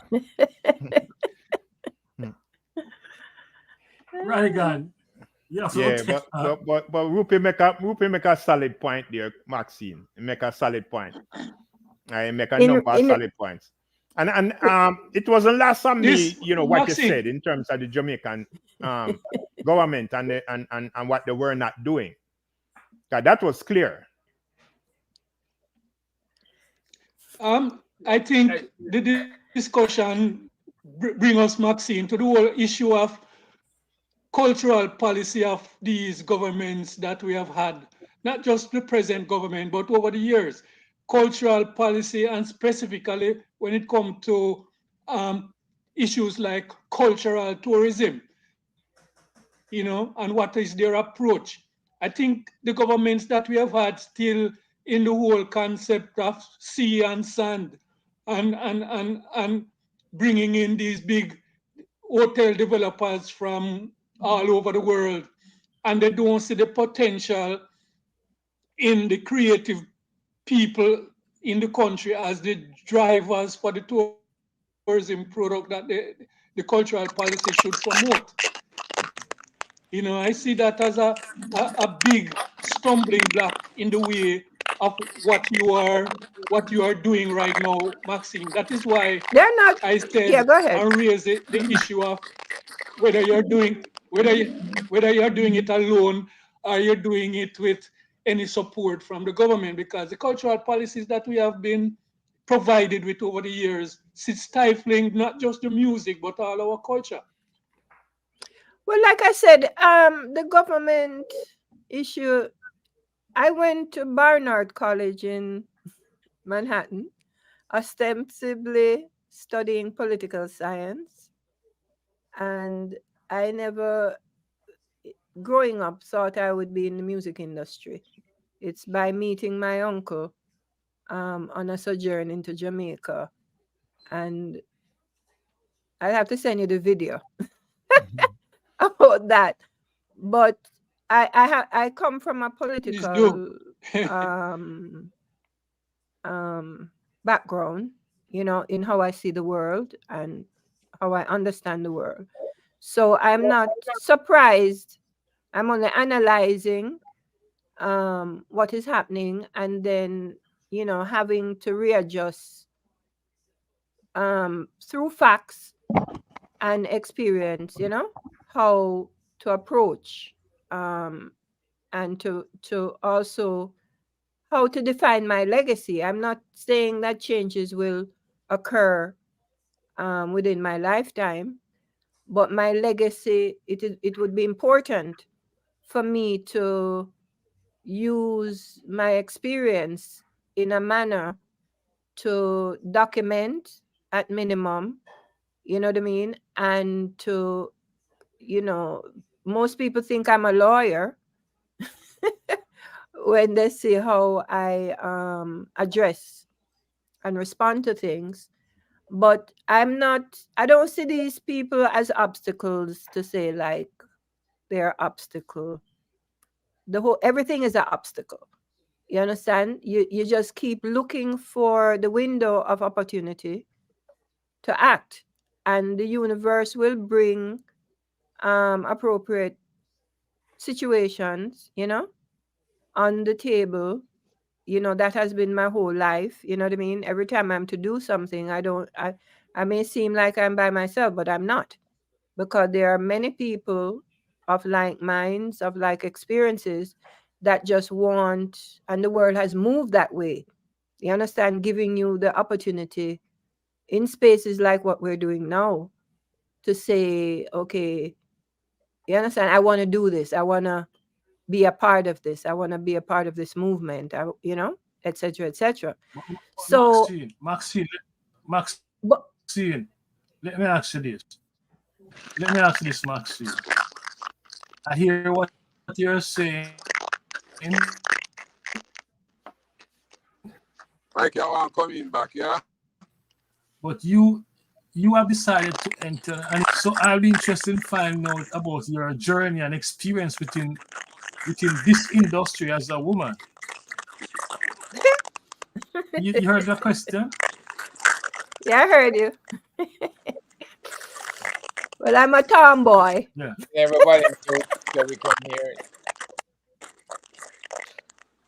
That might be Rupee. Mike, you want coming back? I'm not going to take a shot. Waterhouse. All right, come in, Rupee. Yeah, Rupee. Yeah. Yeah, go ahead. I want us come in. That I was saying, Maxine, that Kingston 11 thing, you know, man. Rupee, your phone, Rupee. 2 miles. Eh? Yeah, your phone kind of low. Yeah, hear me now? Okay, I'm hearing. Yeah, we are I'm hearing. Keep talking. Just start a little bit low. Yeah, all right. I can try and speak up as loud as possible. That Kingston 11 thing is huge. Make us see you. Cockburn Pen, Tower Hill, Olympic Way into Waterhouse. The major artists, them I can tell you, come out of that stretch in terms of dancehall artists. And in fact, there's about 4 huge sound systems that come out of that Kingston 11, which is Tubby's, Jammies, King Gap, and Jack Scorpio. And I can tell you that, for example, what about King Attorney? Trinity Frankie Paul, right? Back to Majestic Garden, and Meditation and Barrington Lee from that Cockburn Pen where me come from. Early B, Jatama, Supercat, Ugly Man, Ninja Man, which moved between Cockburn Pen and Mall Road, Little Twitch, Daddy Rye, and we go on to Tower Hill, Olympic Capture Land, Admiral Bailey, Josie Whale, Shabba. We move to Seaview, Bunty, Shabba, Scare Them Crew, Harry Tadland, Naughty Kochi, Elephant Man, Firehouse, and there's so much in Firehouse, right? Shaka Demus, Junior Reed, Beanie Man, Benji, Half, Maxine has a list. Anana, right? The point I'm making is that I think there is a way in which, just like how we said that Trenchtown is the hub, so to speak, for reggae music. Kingston 11 is really the hub, in my own opinion, for dancehall music. And as you put the thing that dancehall is not just DJ, but is basically a lot of elements, so to speak, with technology, with the sound system, with the DJ themselves, and so on and so forth, and all of that. So I would want, in terms of your general concept as it relates into your 50th anniversary, that you actually include. In fact, I leave out your husband, Sugar Minot, and Youth Man Promotion, with Yami Bowl or the same tenor, Courtney Melody, Liquor John, and one whole heap more, which come from that whole Waltham stretch there. So there's a way in which you can say that whole Kingston 11 stretch is really the maker, so to speak, a dancer. Yeah. But I want to support you a little more, Maxine, in terms of trying to make some of my brethren them like diaspora understand the difficulty of the government. And I'm not trying to be partisan. But I tell you before, I criticize my government where there's a need to, and I don't afraid to. In fact, I was an organizer for Region 4, and I can say this explicitly, that the present government is 10 times worse as it relating to working with these things. And I can understand why Maxine wants to take a position that is more independent, because she thinks she would get more done Because what them basically again doing, is just peer electioneering crap and to use it in a way in order to see if them can get vote.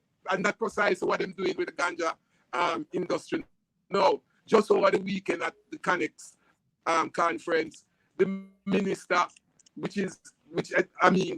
basically say that he must support and want to open the thing where tourists can just come in and buy ganja legally.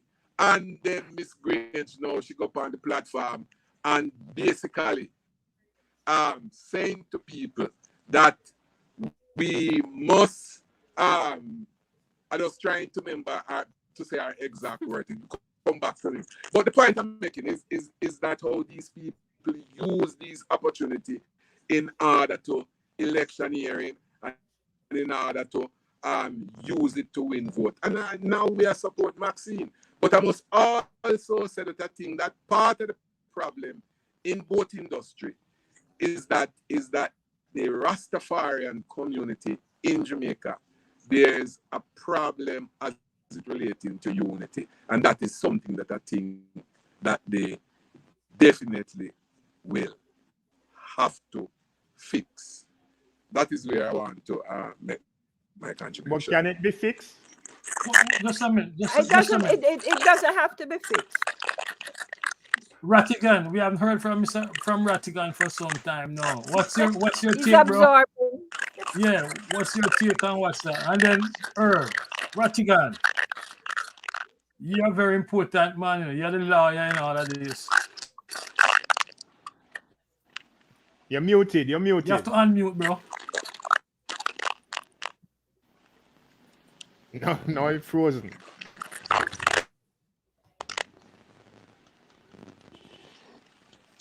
Let me go ahead and interject since everybody said. I heard what you just said, Rupi, and here's my take. For a very long time, the classism, the colorism has entered into the fray when it came to dancehall, and even before that, when you had the reggae. Ska was embraced because Ronnie Nasral and that crowd took that Ska International. And then when it was overwhelmed by rocksteady and reggae, then we saw a change in who was participating. And that's the key word, the participation. Everything that Maxine is doing points to the fact that she got to fight that fight by herself. Because the government, and when I say the government, this current government and all subsequent GLP governments never had an interest in any social programs like the PNP did. And it was Michael Manley who broke down the barriers, right, in Beverly Hills and elsewhere, and created a level playing field so that people could go, just like how the Higglers them could go and get into upscale neighborhoods. Why? Because Michael finally allowed them to sell their goods at a market price that was everywhere else. They didn't have to come and, go shop and then get starvation wages. It's the same way Michael allowed the genre to take off and allowed people to start making the kind of monies that they could make. I remember the first time when I was president of the Jamaica Association in Houston, and we had to pay $10,000 for a no-name reggae band. They were good, but they didn't have that name. They didn't have that promotion. And then I realized now that reggae bands were finally starting to demand and to make money. And this was the 80s. And today they're doing a lot better than $10,000 a show, right? Think of this. Think of how the police and all these other groups were able to rebound after their music was waning. And how they use reggae and the background sound to build themselves up and become ever so popular. There's several groups out there that became extremely popular, drafting the sound of in Jamaica. So my thing is the ganja going along the same route where ganja is taken over by a unique, how can I say, sophisticated, upscale set of people that charge $10,000 for licensing and $2,000 for transport. US, not talking Jamaican. So that right away they start excluding people because our people that you're talking about don't have the kind of outlay, cash outlay to do that. So if we can realize that we should have planned for this day when ganja was legalized, and we still need to organize as a group, not as individuals, organize as a group to master the marketing, develop the business, and to expand internationally in line with everybody else who's doing reggaeton and reggae and dancehall all over the world. Because this is what we have to, our people have to learn. And they're probably going to go to school to learn how to do that. Yeah. Herb, What's up, Mike? Herb, we're going to have a discussion on this topic with Rupi. Rupi's going to come back with members of the association and talk about that. So I want to bring back Ratigan into the conversation. Ratigan. Yeah. Ratigan. Yeah, man. Yeah, you were saying, I want to bring you back into the conversation. You were saying? No, I was saying I can't improve upon anything that's been said. And so I'd rather stay in just be a listening post. And if there's something to offer commentary on, then I will. But at this point, I'm just listening and learning, you know. So there was something that she said though that I think it kind of caught your attention a bit, and I was hoping that you'd speak on that. When she mentioned about when Maxine mentioned about the disconnect between the Jamaican government and the diaspora, the deliberate disconnect. Right. So I know that one caught your attention. So I think you might want to talk on that.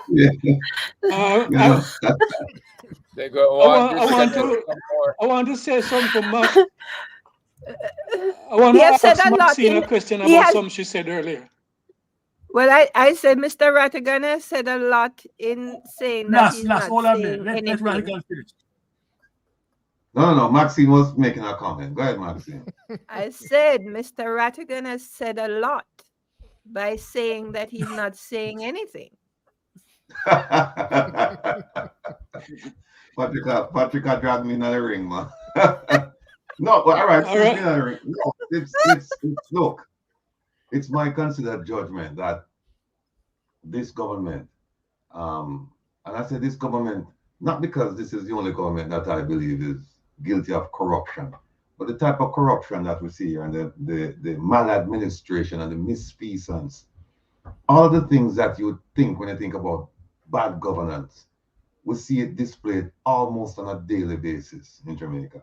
And the depressing part about it is that we don't have too many people like Rupi who is unafraid to speak out frequently and loudly.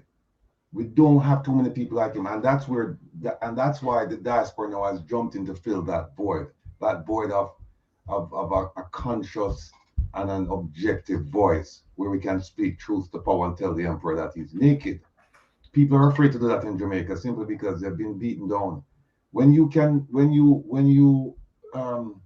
make comments about your prime minister, when I say your prime minister, it's my prime minister too, because I believe that once the election is over, then that's it. You know, we have to support the government until there is no need to support the government. But whenever you criticize this government, we've seen the results. Them drag people from underneath them bed, and drag them from wherever, and them still can't drag out the top 200 criminals where them a look for. You know, them can find somebody in a deal. Them fine if you criticize the government. But if you shoot up people and you rob and you steal and you commit all kinds of criminal activity, them can't find it. Them put it on a top 200. So that's my issue with this government, and it's a big issue. It's a big issue, and like I tell people all the time, I'm non-partisan. When I left Jamaica, I was not eligible to vote. I had no interest in politics in Jamaica. I was busy trying to make a career for myself. And this turn just happened recently. But when you look at what's going on and you look at the people suffering, I mean, it's to the point now where we have to start doing something drastic. And I've been telling people, when they come to you, the next election, when they come to you and they give you the two-piece chicken, or as Isaac would say, the big six, and the T-shirt and the cap or whatever. At one point, I was telling them, don't take it, but now I'm telling them, take it. But vote your conscience, vote your kitchen table issues. If a politician is there, the politician is fixing the roads, you have a job, your children are well schooled, there are no housing issues, no infrastructure issues, no health issues in your community, then whether that person is JLP, PNP, or UIC, vote for that person, because that person is doing good for your family, your community. But if that's not the case, then take whatever the handout is and then you do something else, because it's obvious that, you know, it's obvious that whatever they're giving you now is not going to change over the next 5 years. And I'll just make one final point on that, since Patrick dragged me in it. And Maxine. It's a very simple equation, right? There's a social contract between the citizens and the people who govern. And that is, we give you, it's transactional. We give you our vote and you promise in receipt of our vote, you promise to take care of us, take care of our issues, right? It's like big daddy. But whenever that doesn't happen, then you have to make a change. Here's the biggest problem I have. Somebody comes to you and they say, I'm going to give you $5,000 and you give me your vote. You have just given them a job where they're earning, I don't know what the salary is, based on the 200, 300%. Rupi probably can answer this. I think it's like, I don't know, 12 million. How much is it per year now for our parliament here on Rupi?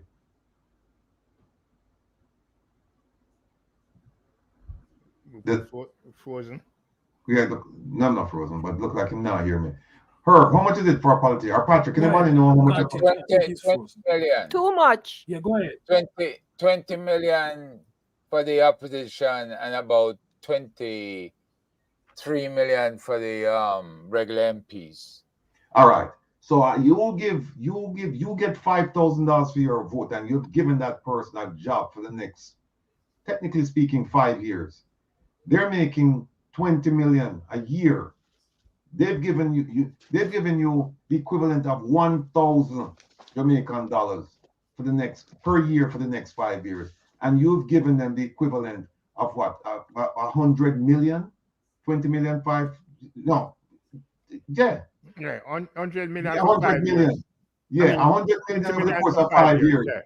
And you get 1,000. I hope people see the absurdity in that and start organizing communities and start making demands. I think it was Rupi who mentioned something like that, to start making demands of the government. So that's what I have to say. And for people listening, watching, tuning in about another hour, we're going to be on Wayne Lonesome, where we'll have more time to explore this and other issues affecting the populace. When I say the populace, talking about middle class, poor class, poverty-stricken class, because the rich people can't take care of themselves. So for those three classes I mentioned, I'm going to tune in over upon Wayne Lonesome program. I'm going to get a fulsome discussion about these and other issues, political issues affecting the people. So you shouldn't start me up in a like it. I wanted to ask Maxine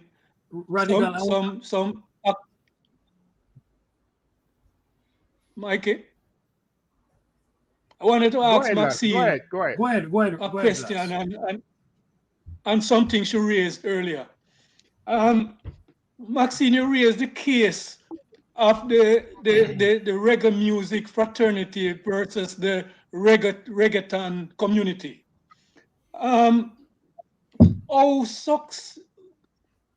What's your vision of this case? I'm basing my argument on the fact that in the early development of the reggae dancehall music, the very thing that we are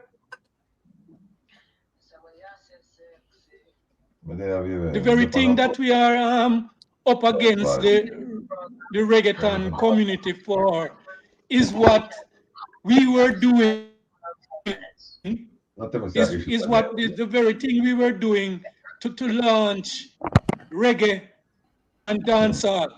I mean, we were using foreign rhythms, you know, and talking foreign rhythms without even any copyright even consideration. So what's your vision on how this might turn? Do you have any hope that this might be a successful case? Yes, I think, as Mr. Rattigan, the lawyer, says, our lawsuits are very good. Lawsuits don't necessarily result in like, you know, an actual ruling that is on behalf of either defendant or plaintiff. But a lawsuit can bring forward certain facts and factors, again, on behalf of the creative class of Jamaica, wherein I think we have the opportunity, we should have the opportunity to use our own music amongst ourselves to create, again, the function of the intellectual property laws of Jamaica on behalf of the creative people of Jamaica should give us the right to use our cultural, you know, resources in a manner where we are already, if value comes out of that exercise, then there is a just like any other resource in Jamaica, we would be able to share it, you know, with the collective. When someone outside of Jamaica uses it this way and successfully, it should be allowed, because clearly when you look at it, that use has created billions of dollars.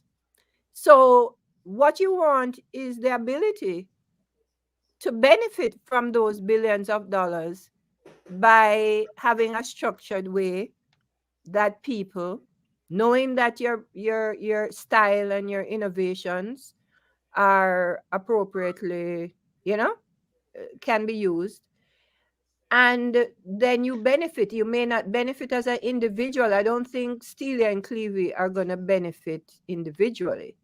However, if we have an astute NGO, civil society organization, that looks at the culture of Jamaica in how you have, you know, described it, and creates a pattern over the last 60 years of Jamaica's innovation and its effect on international markets.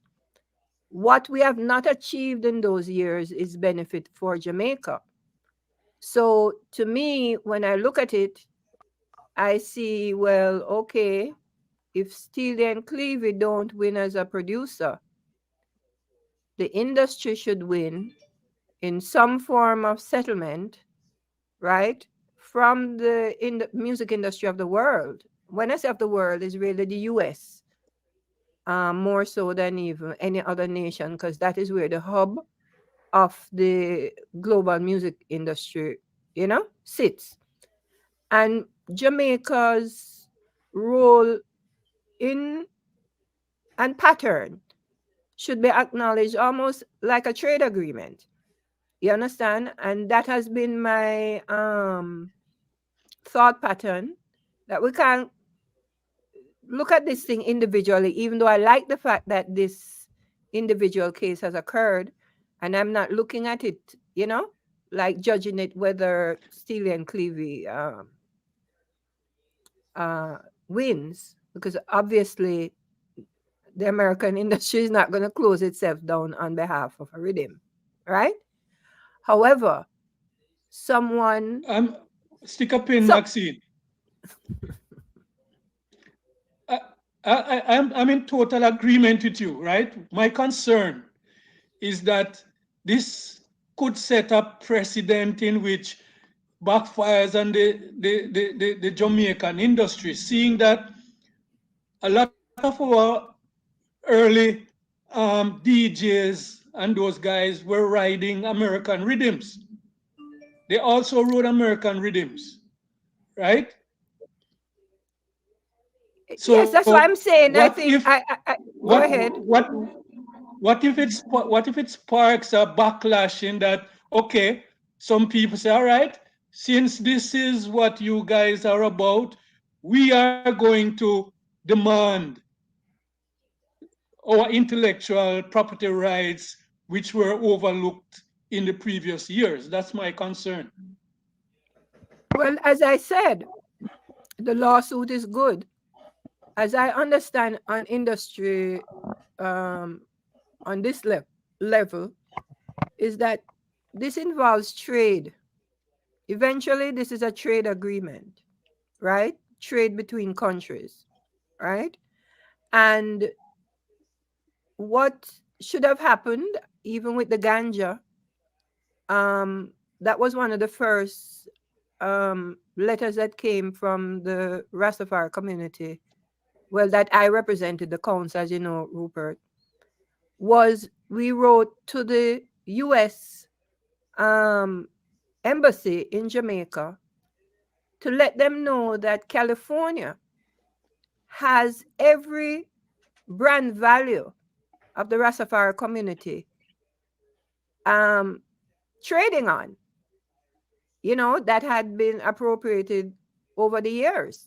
So every name that a Rasta could have created as a brand to put on the ganja to reflect the culture was already taken and owned by individuals in California, which is the leading ganja producing state of America.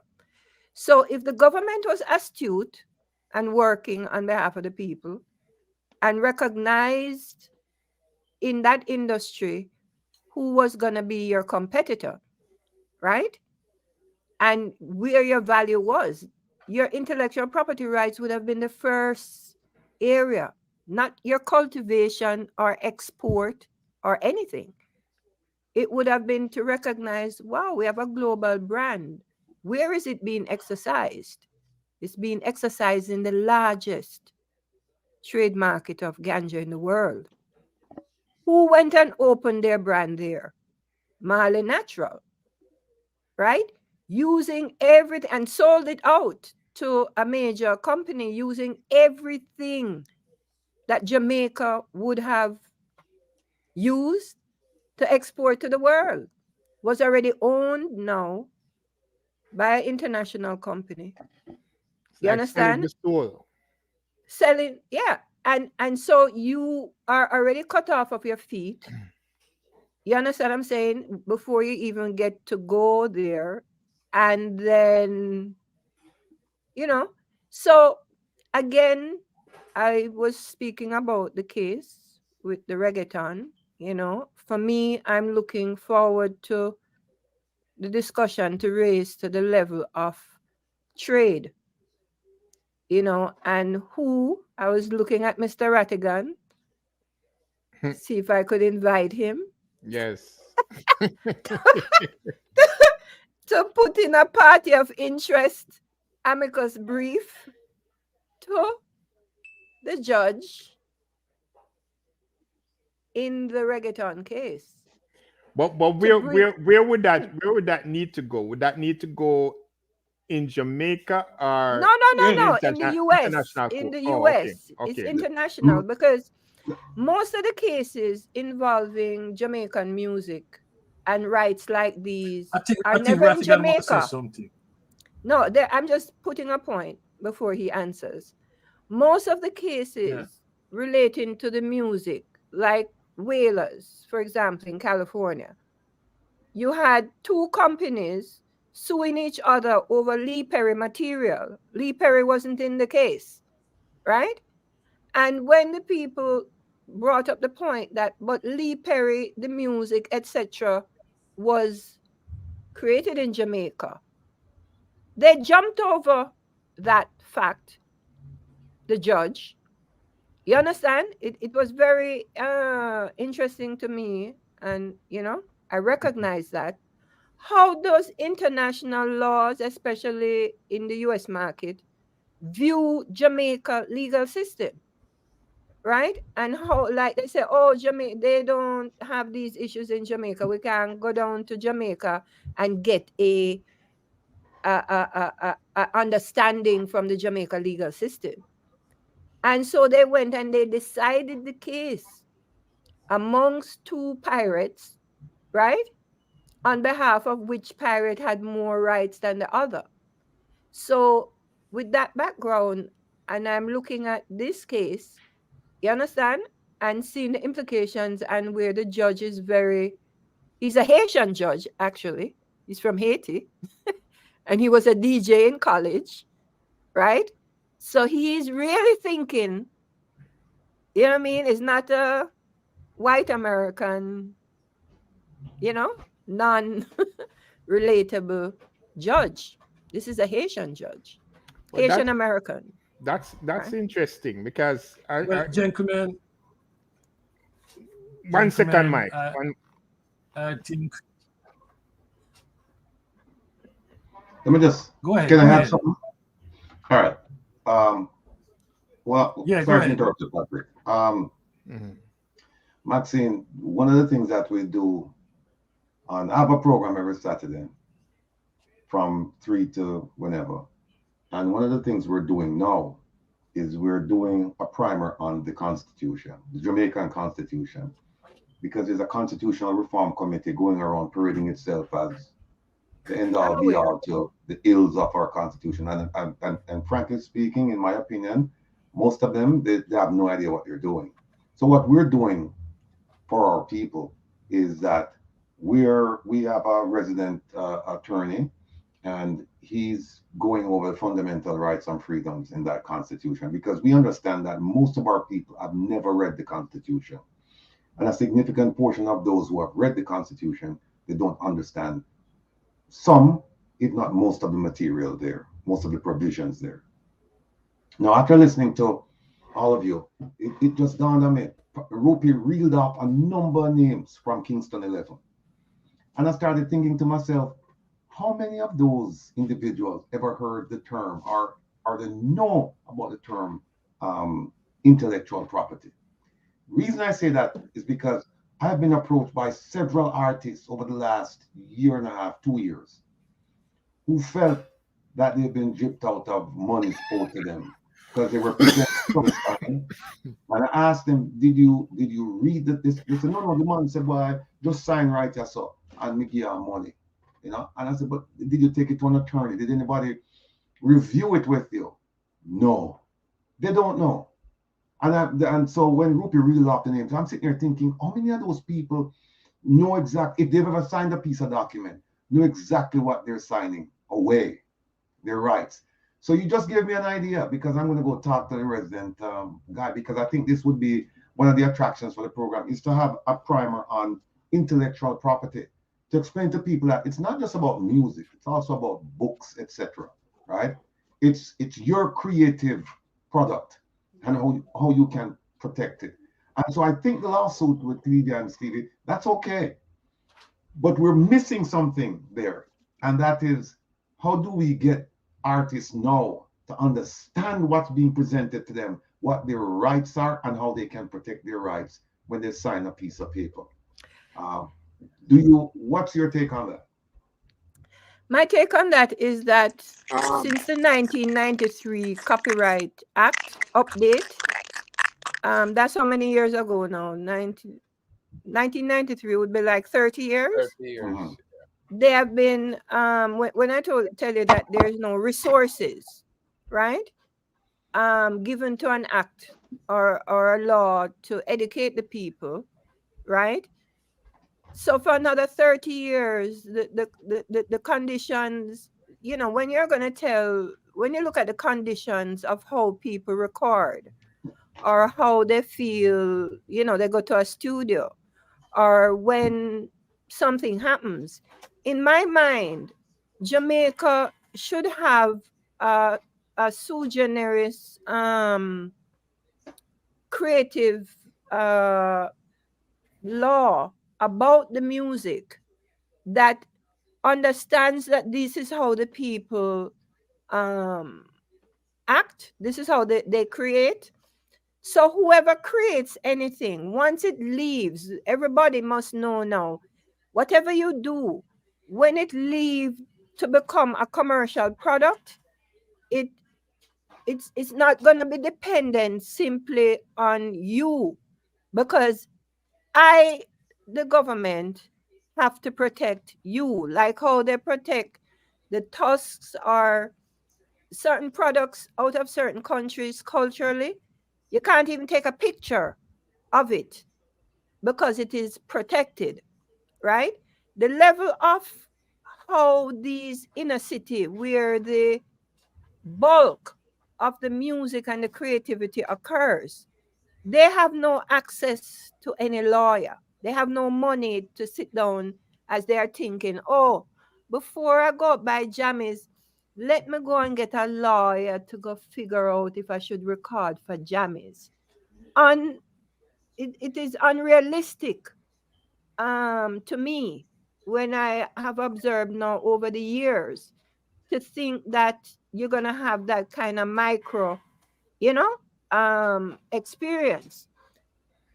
You have to have a principle that people, for example, coming in to take photographs or do documentaries, anything that they come in to take out already has a protection, right? So this is why I said they need to engage the international diaspora Jamaican companies who receive, because all of this flies out. No deals are done in Jamaica. Everybody records, does the tape, etc. Look how things are happening. And they come into the international markets, England or wherever in the world, and then they do the deals. That's when the contract comes into place. So you, as the government of your nation, knowing that your product is coming out of these environments that have no access because they have no money. And if you have lawyers in Jamaica, I'm in several estate cases in Jamaica. You can't get a good lawyer. If you have a good lawyer, you have about 50 million case going up into the ceiling. You understand what I'm saying? The legal system in Jamaica, it take you 10 years to get if you go in and you have a problem, they put it on for another 6 months. So to tell people, go and get your things done, it's not that you wouldn't tell them or maybe have that as a option or as an outcome. But Jamaica needs to set some laws on behalf of the condition, the social condition of the people that are the most creative, because the most creative is not coming from the universities or the uptowns.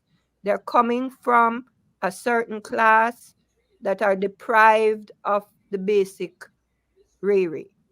And how this music is created, I don't see, you know, like you have your Edna Man, the college, and you have a certain, you know, like it has a channel going there. But the majority of the creation is not happening at Edna Manley College. It's happening on the streets and in the communities. Maxine, yes. I would think though that to a great extent I want to agree with Ratigan. that the hustle as it relating to both players of instrument and artists in general is so great. And I think a huge part of that problem, outside of the fact that government need to put regulation in place and to more work as a facilitator to ensure that these people get them right.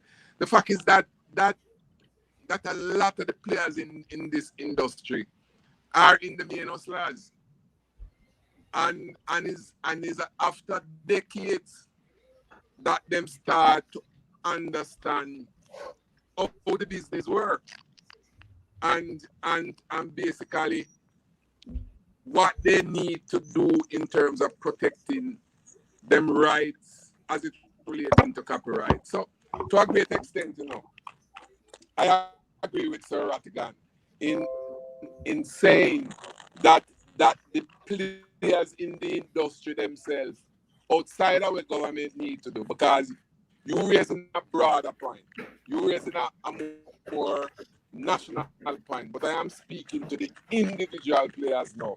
There's too much of these guys, man, who, I mean, them grab the little pittance so them get on. Nobody now think about copyright, nobody now think about how them can live, and after them fade away and so on and so forth and all of that. And I think that is a huge problem. And it come back to an earlier point I raised too. The historian like yourself and Charles Campbell and Ibo, may him soul rest in power, and so on and so forth. I think that outside of the Rastafarian community and the thing of unity around these issues, part of the problem too is unity in terms of the wider industry players around these issues. And sometimes it's just some little petty squabbles and and so on and so forth that don't make John want to talk to Tom and so on and so forth. And I think is that too contribute to part of the problem. I don't know if you agree with that. I agree. Well, okay, on that note, Virgin, It's 42. hold on. We have gone over 2.5 hours now. This is a topic that is a age-old topic, a age-old struggle. We're not going to resolve it tonight.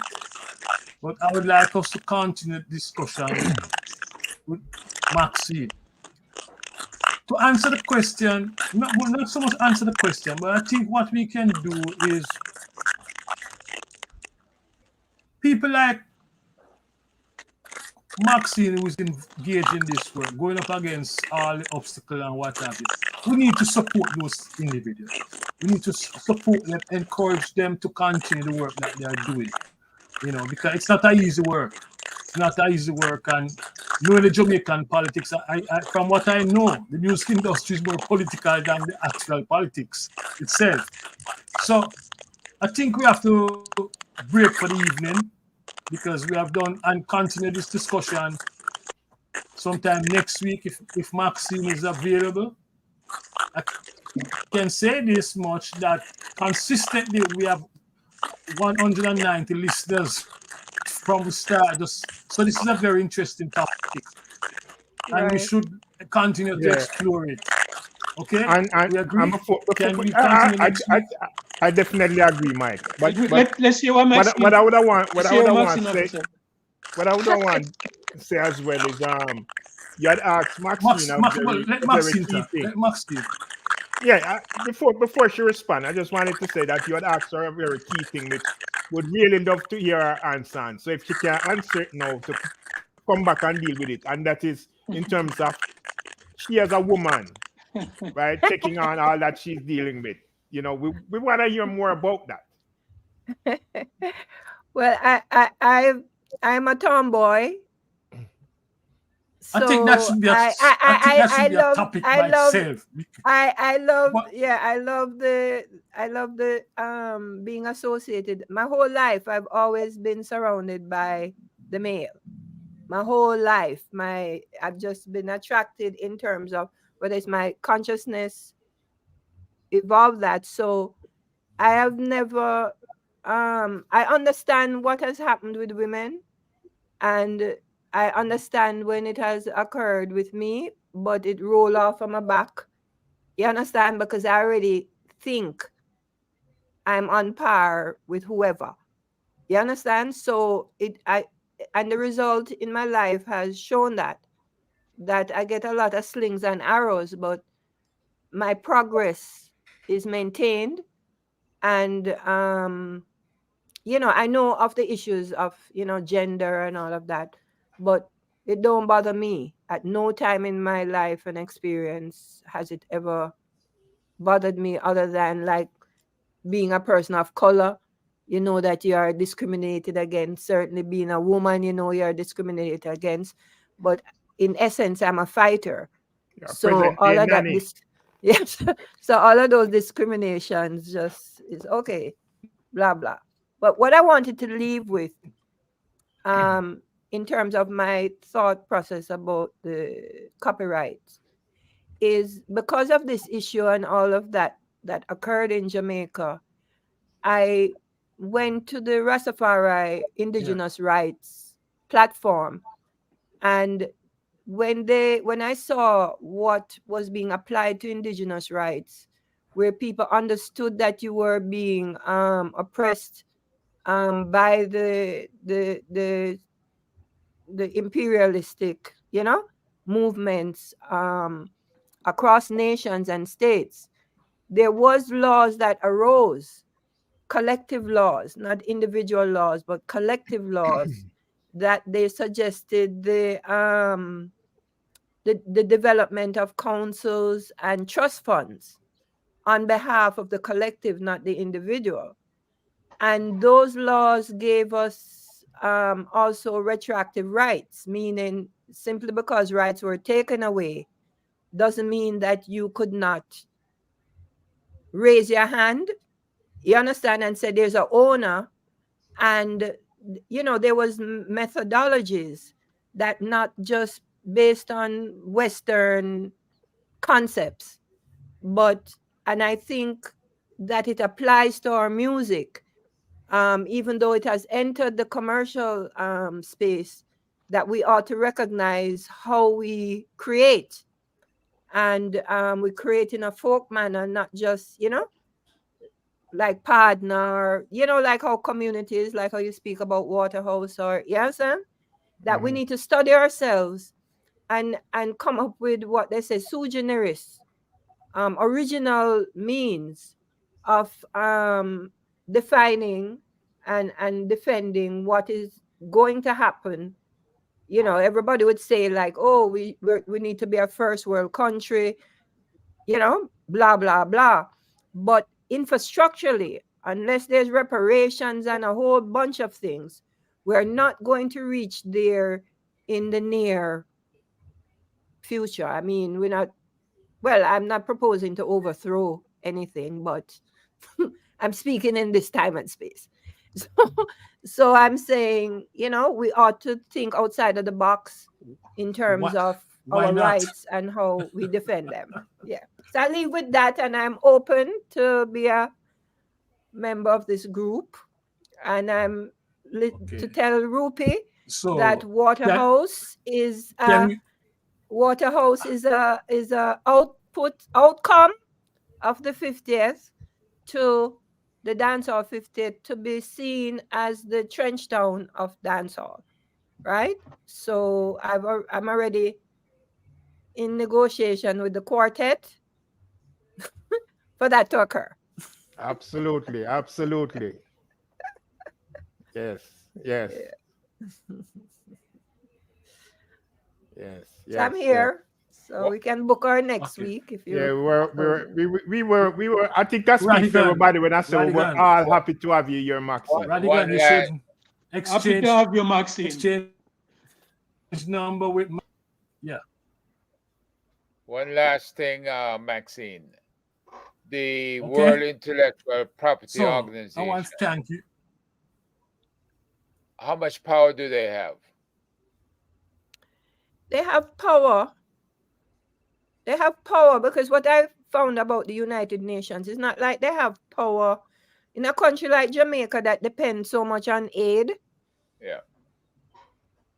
And if you bring certain rights, you know, they don't really have power, but they have more power than you writing to people or trying to get meetings and they don't want to meet with you. So if you go to the United Nations and you complain, then you're more likely to get a meeting. Okay. In that way. Okay. All right. Got you. So they are Blessings. supporting. Thanks for being here, Maxine. Yes. On that note, I want to thank everyone. I want to thank everyone for. We're going to see you next Sunday. Yes, definitely. I'll put You're a this very as busy person. Looking forward to it. No, but remember, this is Waterhouse So vibes, can we right? book you for next Sunday? Yeah, definitely. Because I'm pushing my Waterhouse agenda. Yeah. Mm-hmm. So I have to become branded Waterhouse. I didn't get that. I It said has to become branded Waterhouse. I have to become a branded Waterhouse. You have to talk to Mr. Rattigan about that. Mr. Rattigan about my branding.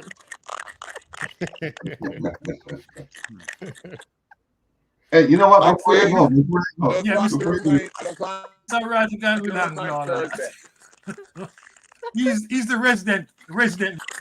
No, before I go on, Maxine, you just no before Maxine, but she just mentioned something. She said that the UN, because Jamaica is so heavily dependent on aid, and the UN provides a lot of aid to Jamaica through different organizations within the UN itself. But I just wanted to share something with the entire panel. I think Patrick knows about it and Herb knows it. But I wrote to, every donor dollar on established organization that goes to Jamaica, it has to go through PIOJ, right? That's the organization that they're responsible because they use that money for programs and all of that. So every dollar must go through them. So I wanted to start this project because Jamaica has received a tremendous amount of money over the years. Donor funds. And for the most part, we don't see an accounting. We don't know what money was spent on. So I used the ATI, the Access to Information Act, and I said to them, please give me all the information about donor funds received from 2016 to present. Now, I heard from a very good source, very knowledgeable source, very reliable source that they have all the documentation. That's where all the documentation is stored regarding donor funds. The money might end up in the Bank of Jamaica, but the control of that money and the control of the program is through PIOJ, Planning Institute of Jamaica. They wrote me back a few days ago, and it was an astounding answer. They said, we have no paperwork for any donor funds. No paperwork for any donor. So now you mentioned the UN. So now I'm getting up. Now next week I'm going to saddle up and then reach out to the UN, reach out to the US, reach out to there are a couple other agencies that provided. I think there were 16 agencies, official established agencies that they got money from. So I'm going to reach out to all of them and say, listen, you gave Jamaica money. Jamaica says they have no paperwork from you. Is that true? And so we'll see what they say, because I'm sure they got paperwork. But what happened is that they don't want to give me the paperwork because they know the questions I'm going to ask. After you get the paperwork. Right.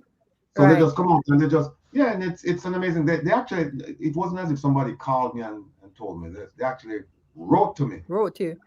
Yeah, and said, this agency has no paperwork regarding donor funds. So they're going to make sure they fire the person who signed the letter before you come back. Okay, looking forward next week. All right, gentlemen, we have to go. Yeah. All right. Okay. Big up yourself. Be good. Well, okay, we have to go, gentlemen. Thank you. All right. Thank you. You. Maxine, thank you again. Maxine, You talk, Mr. Maxine. Yes.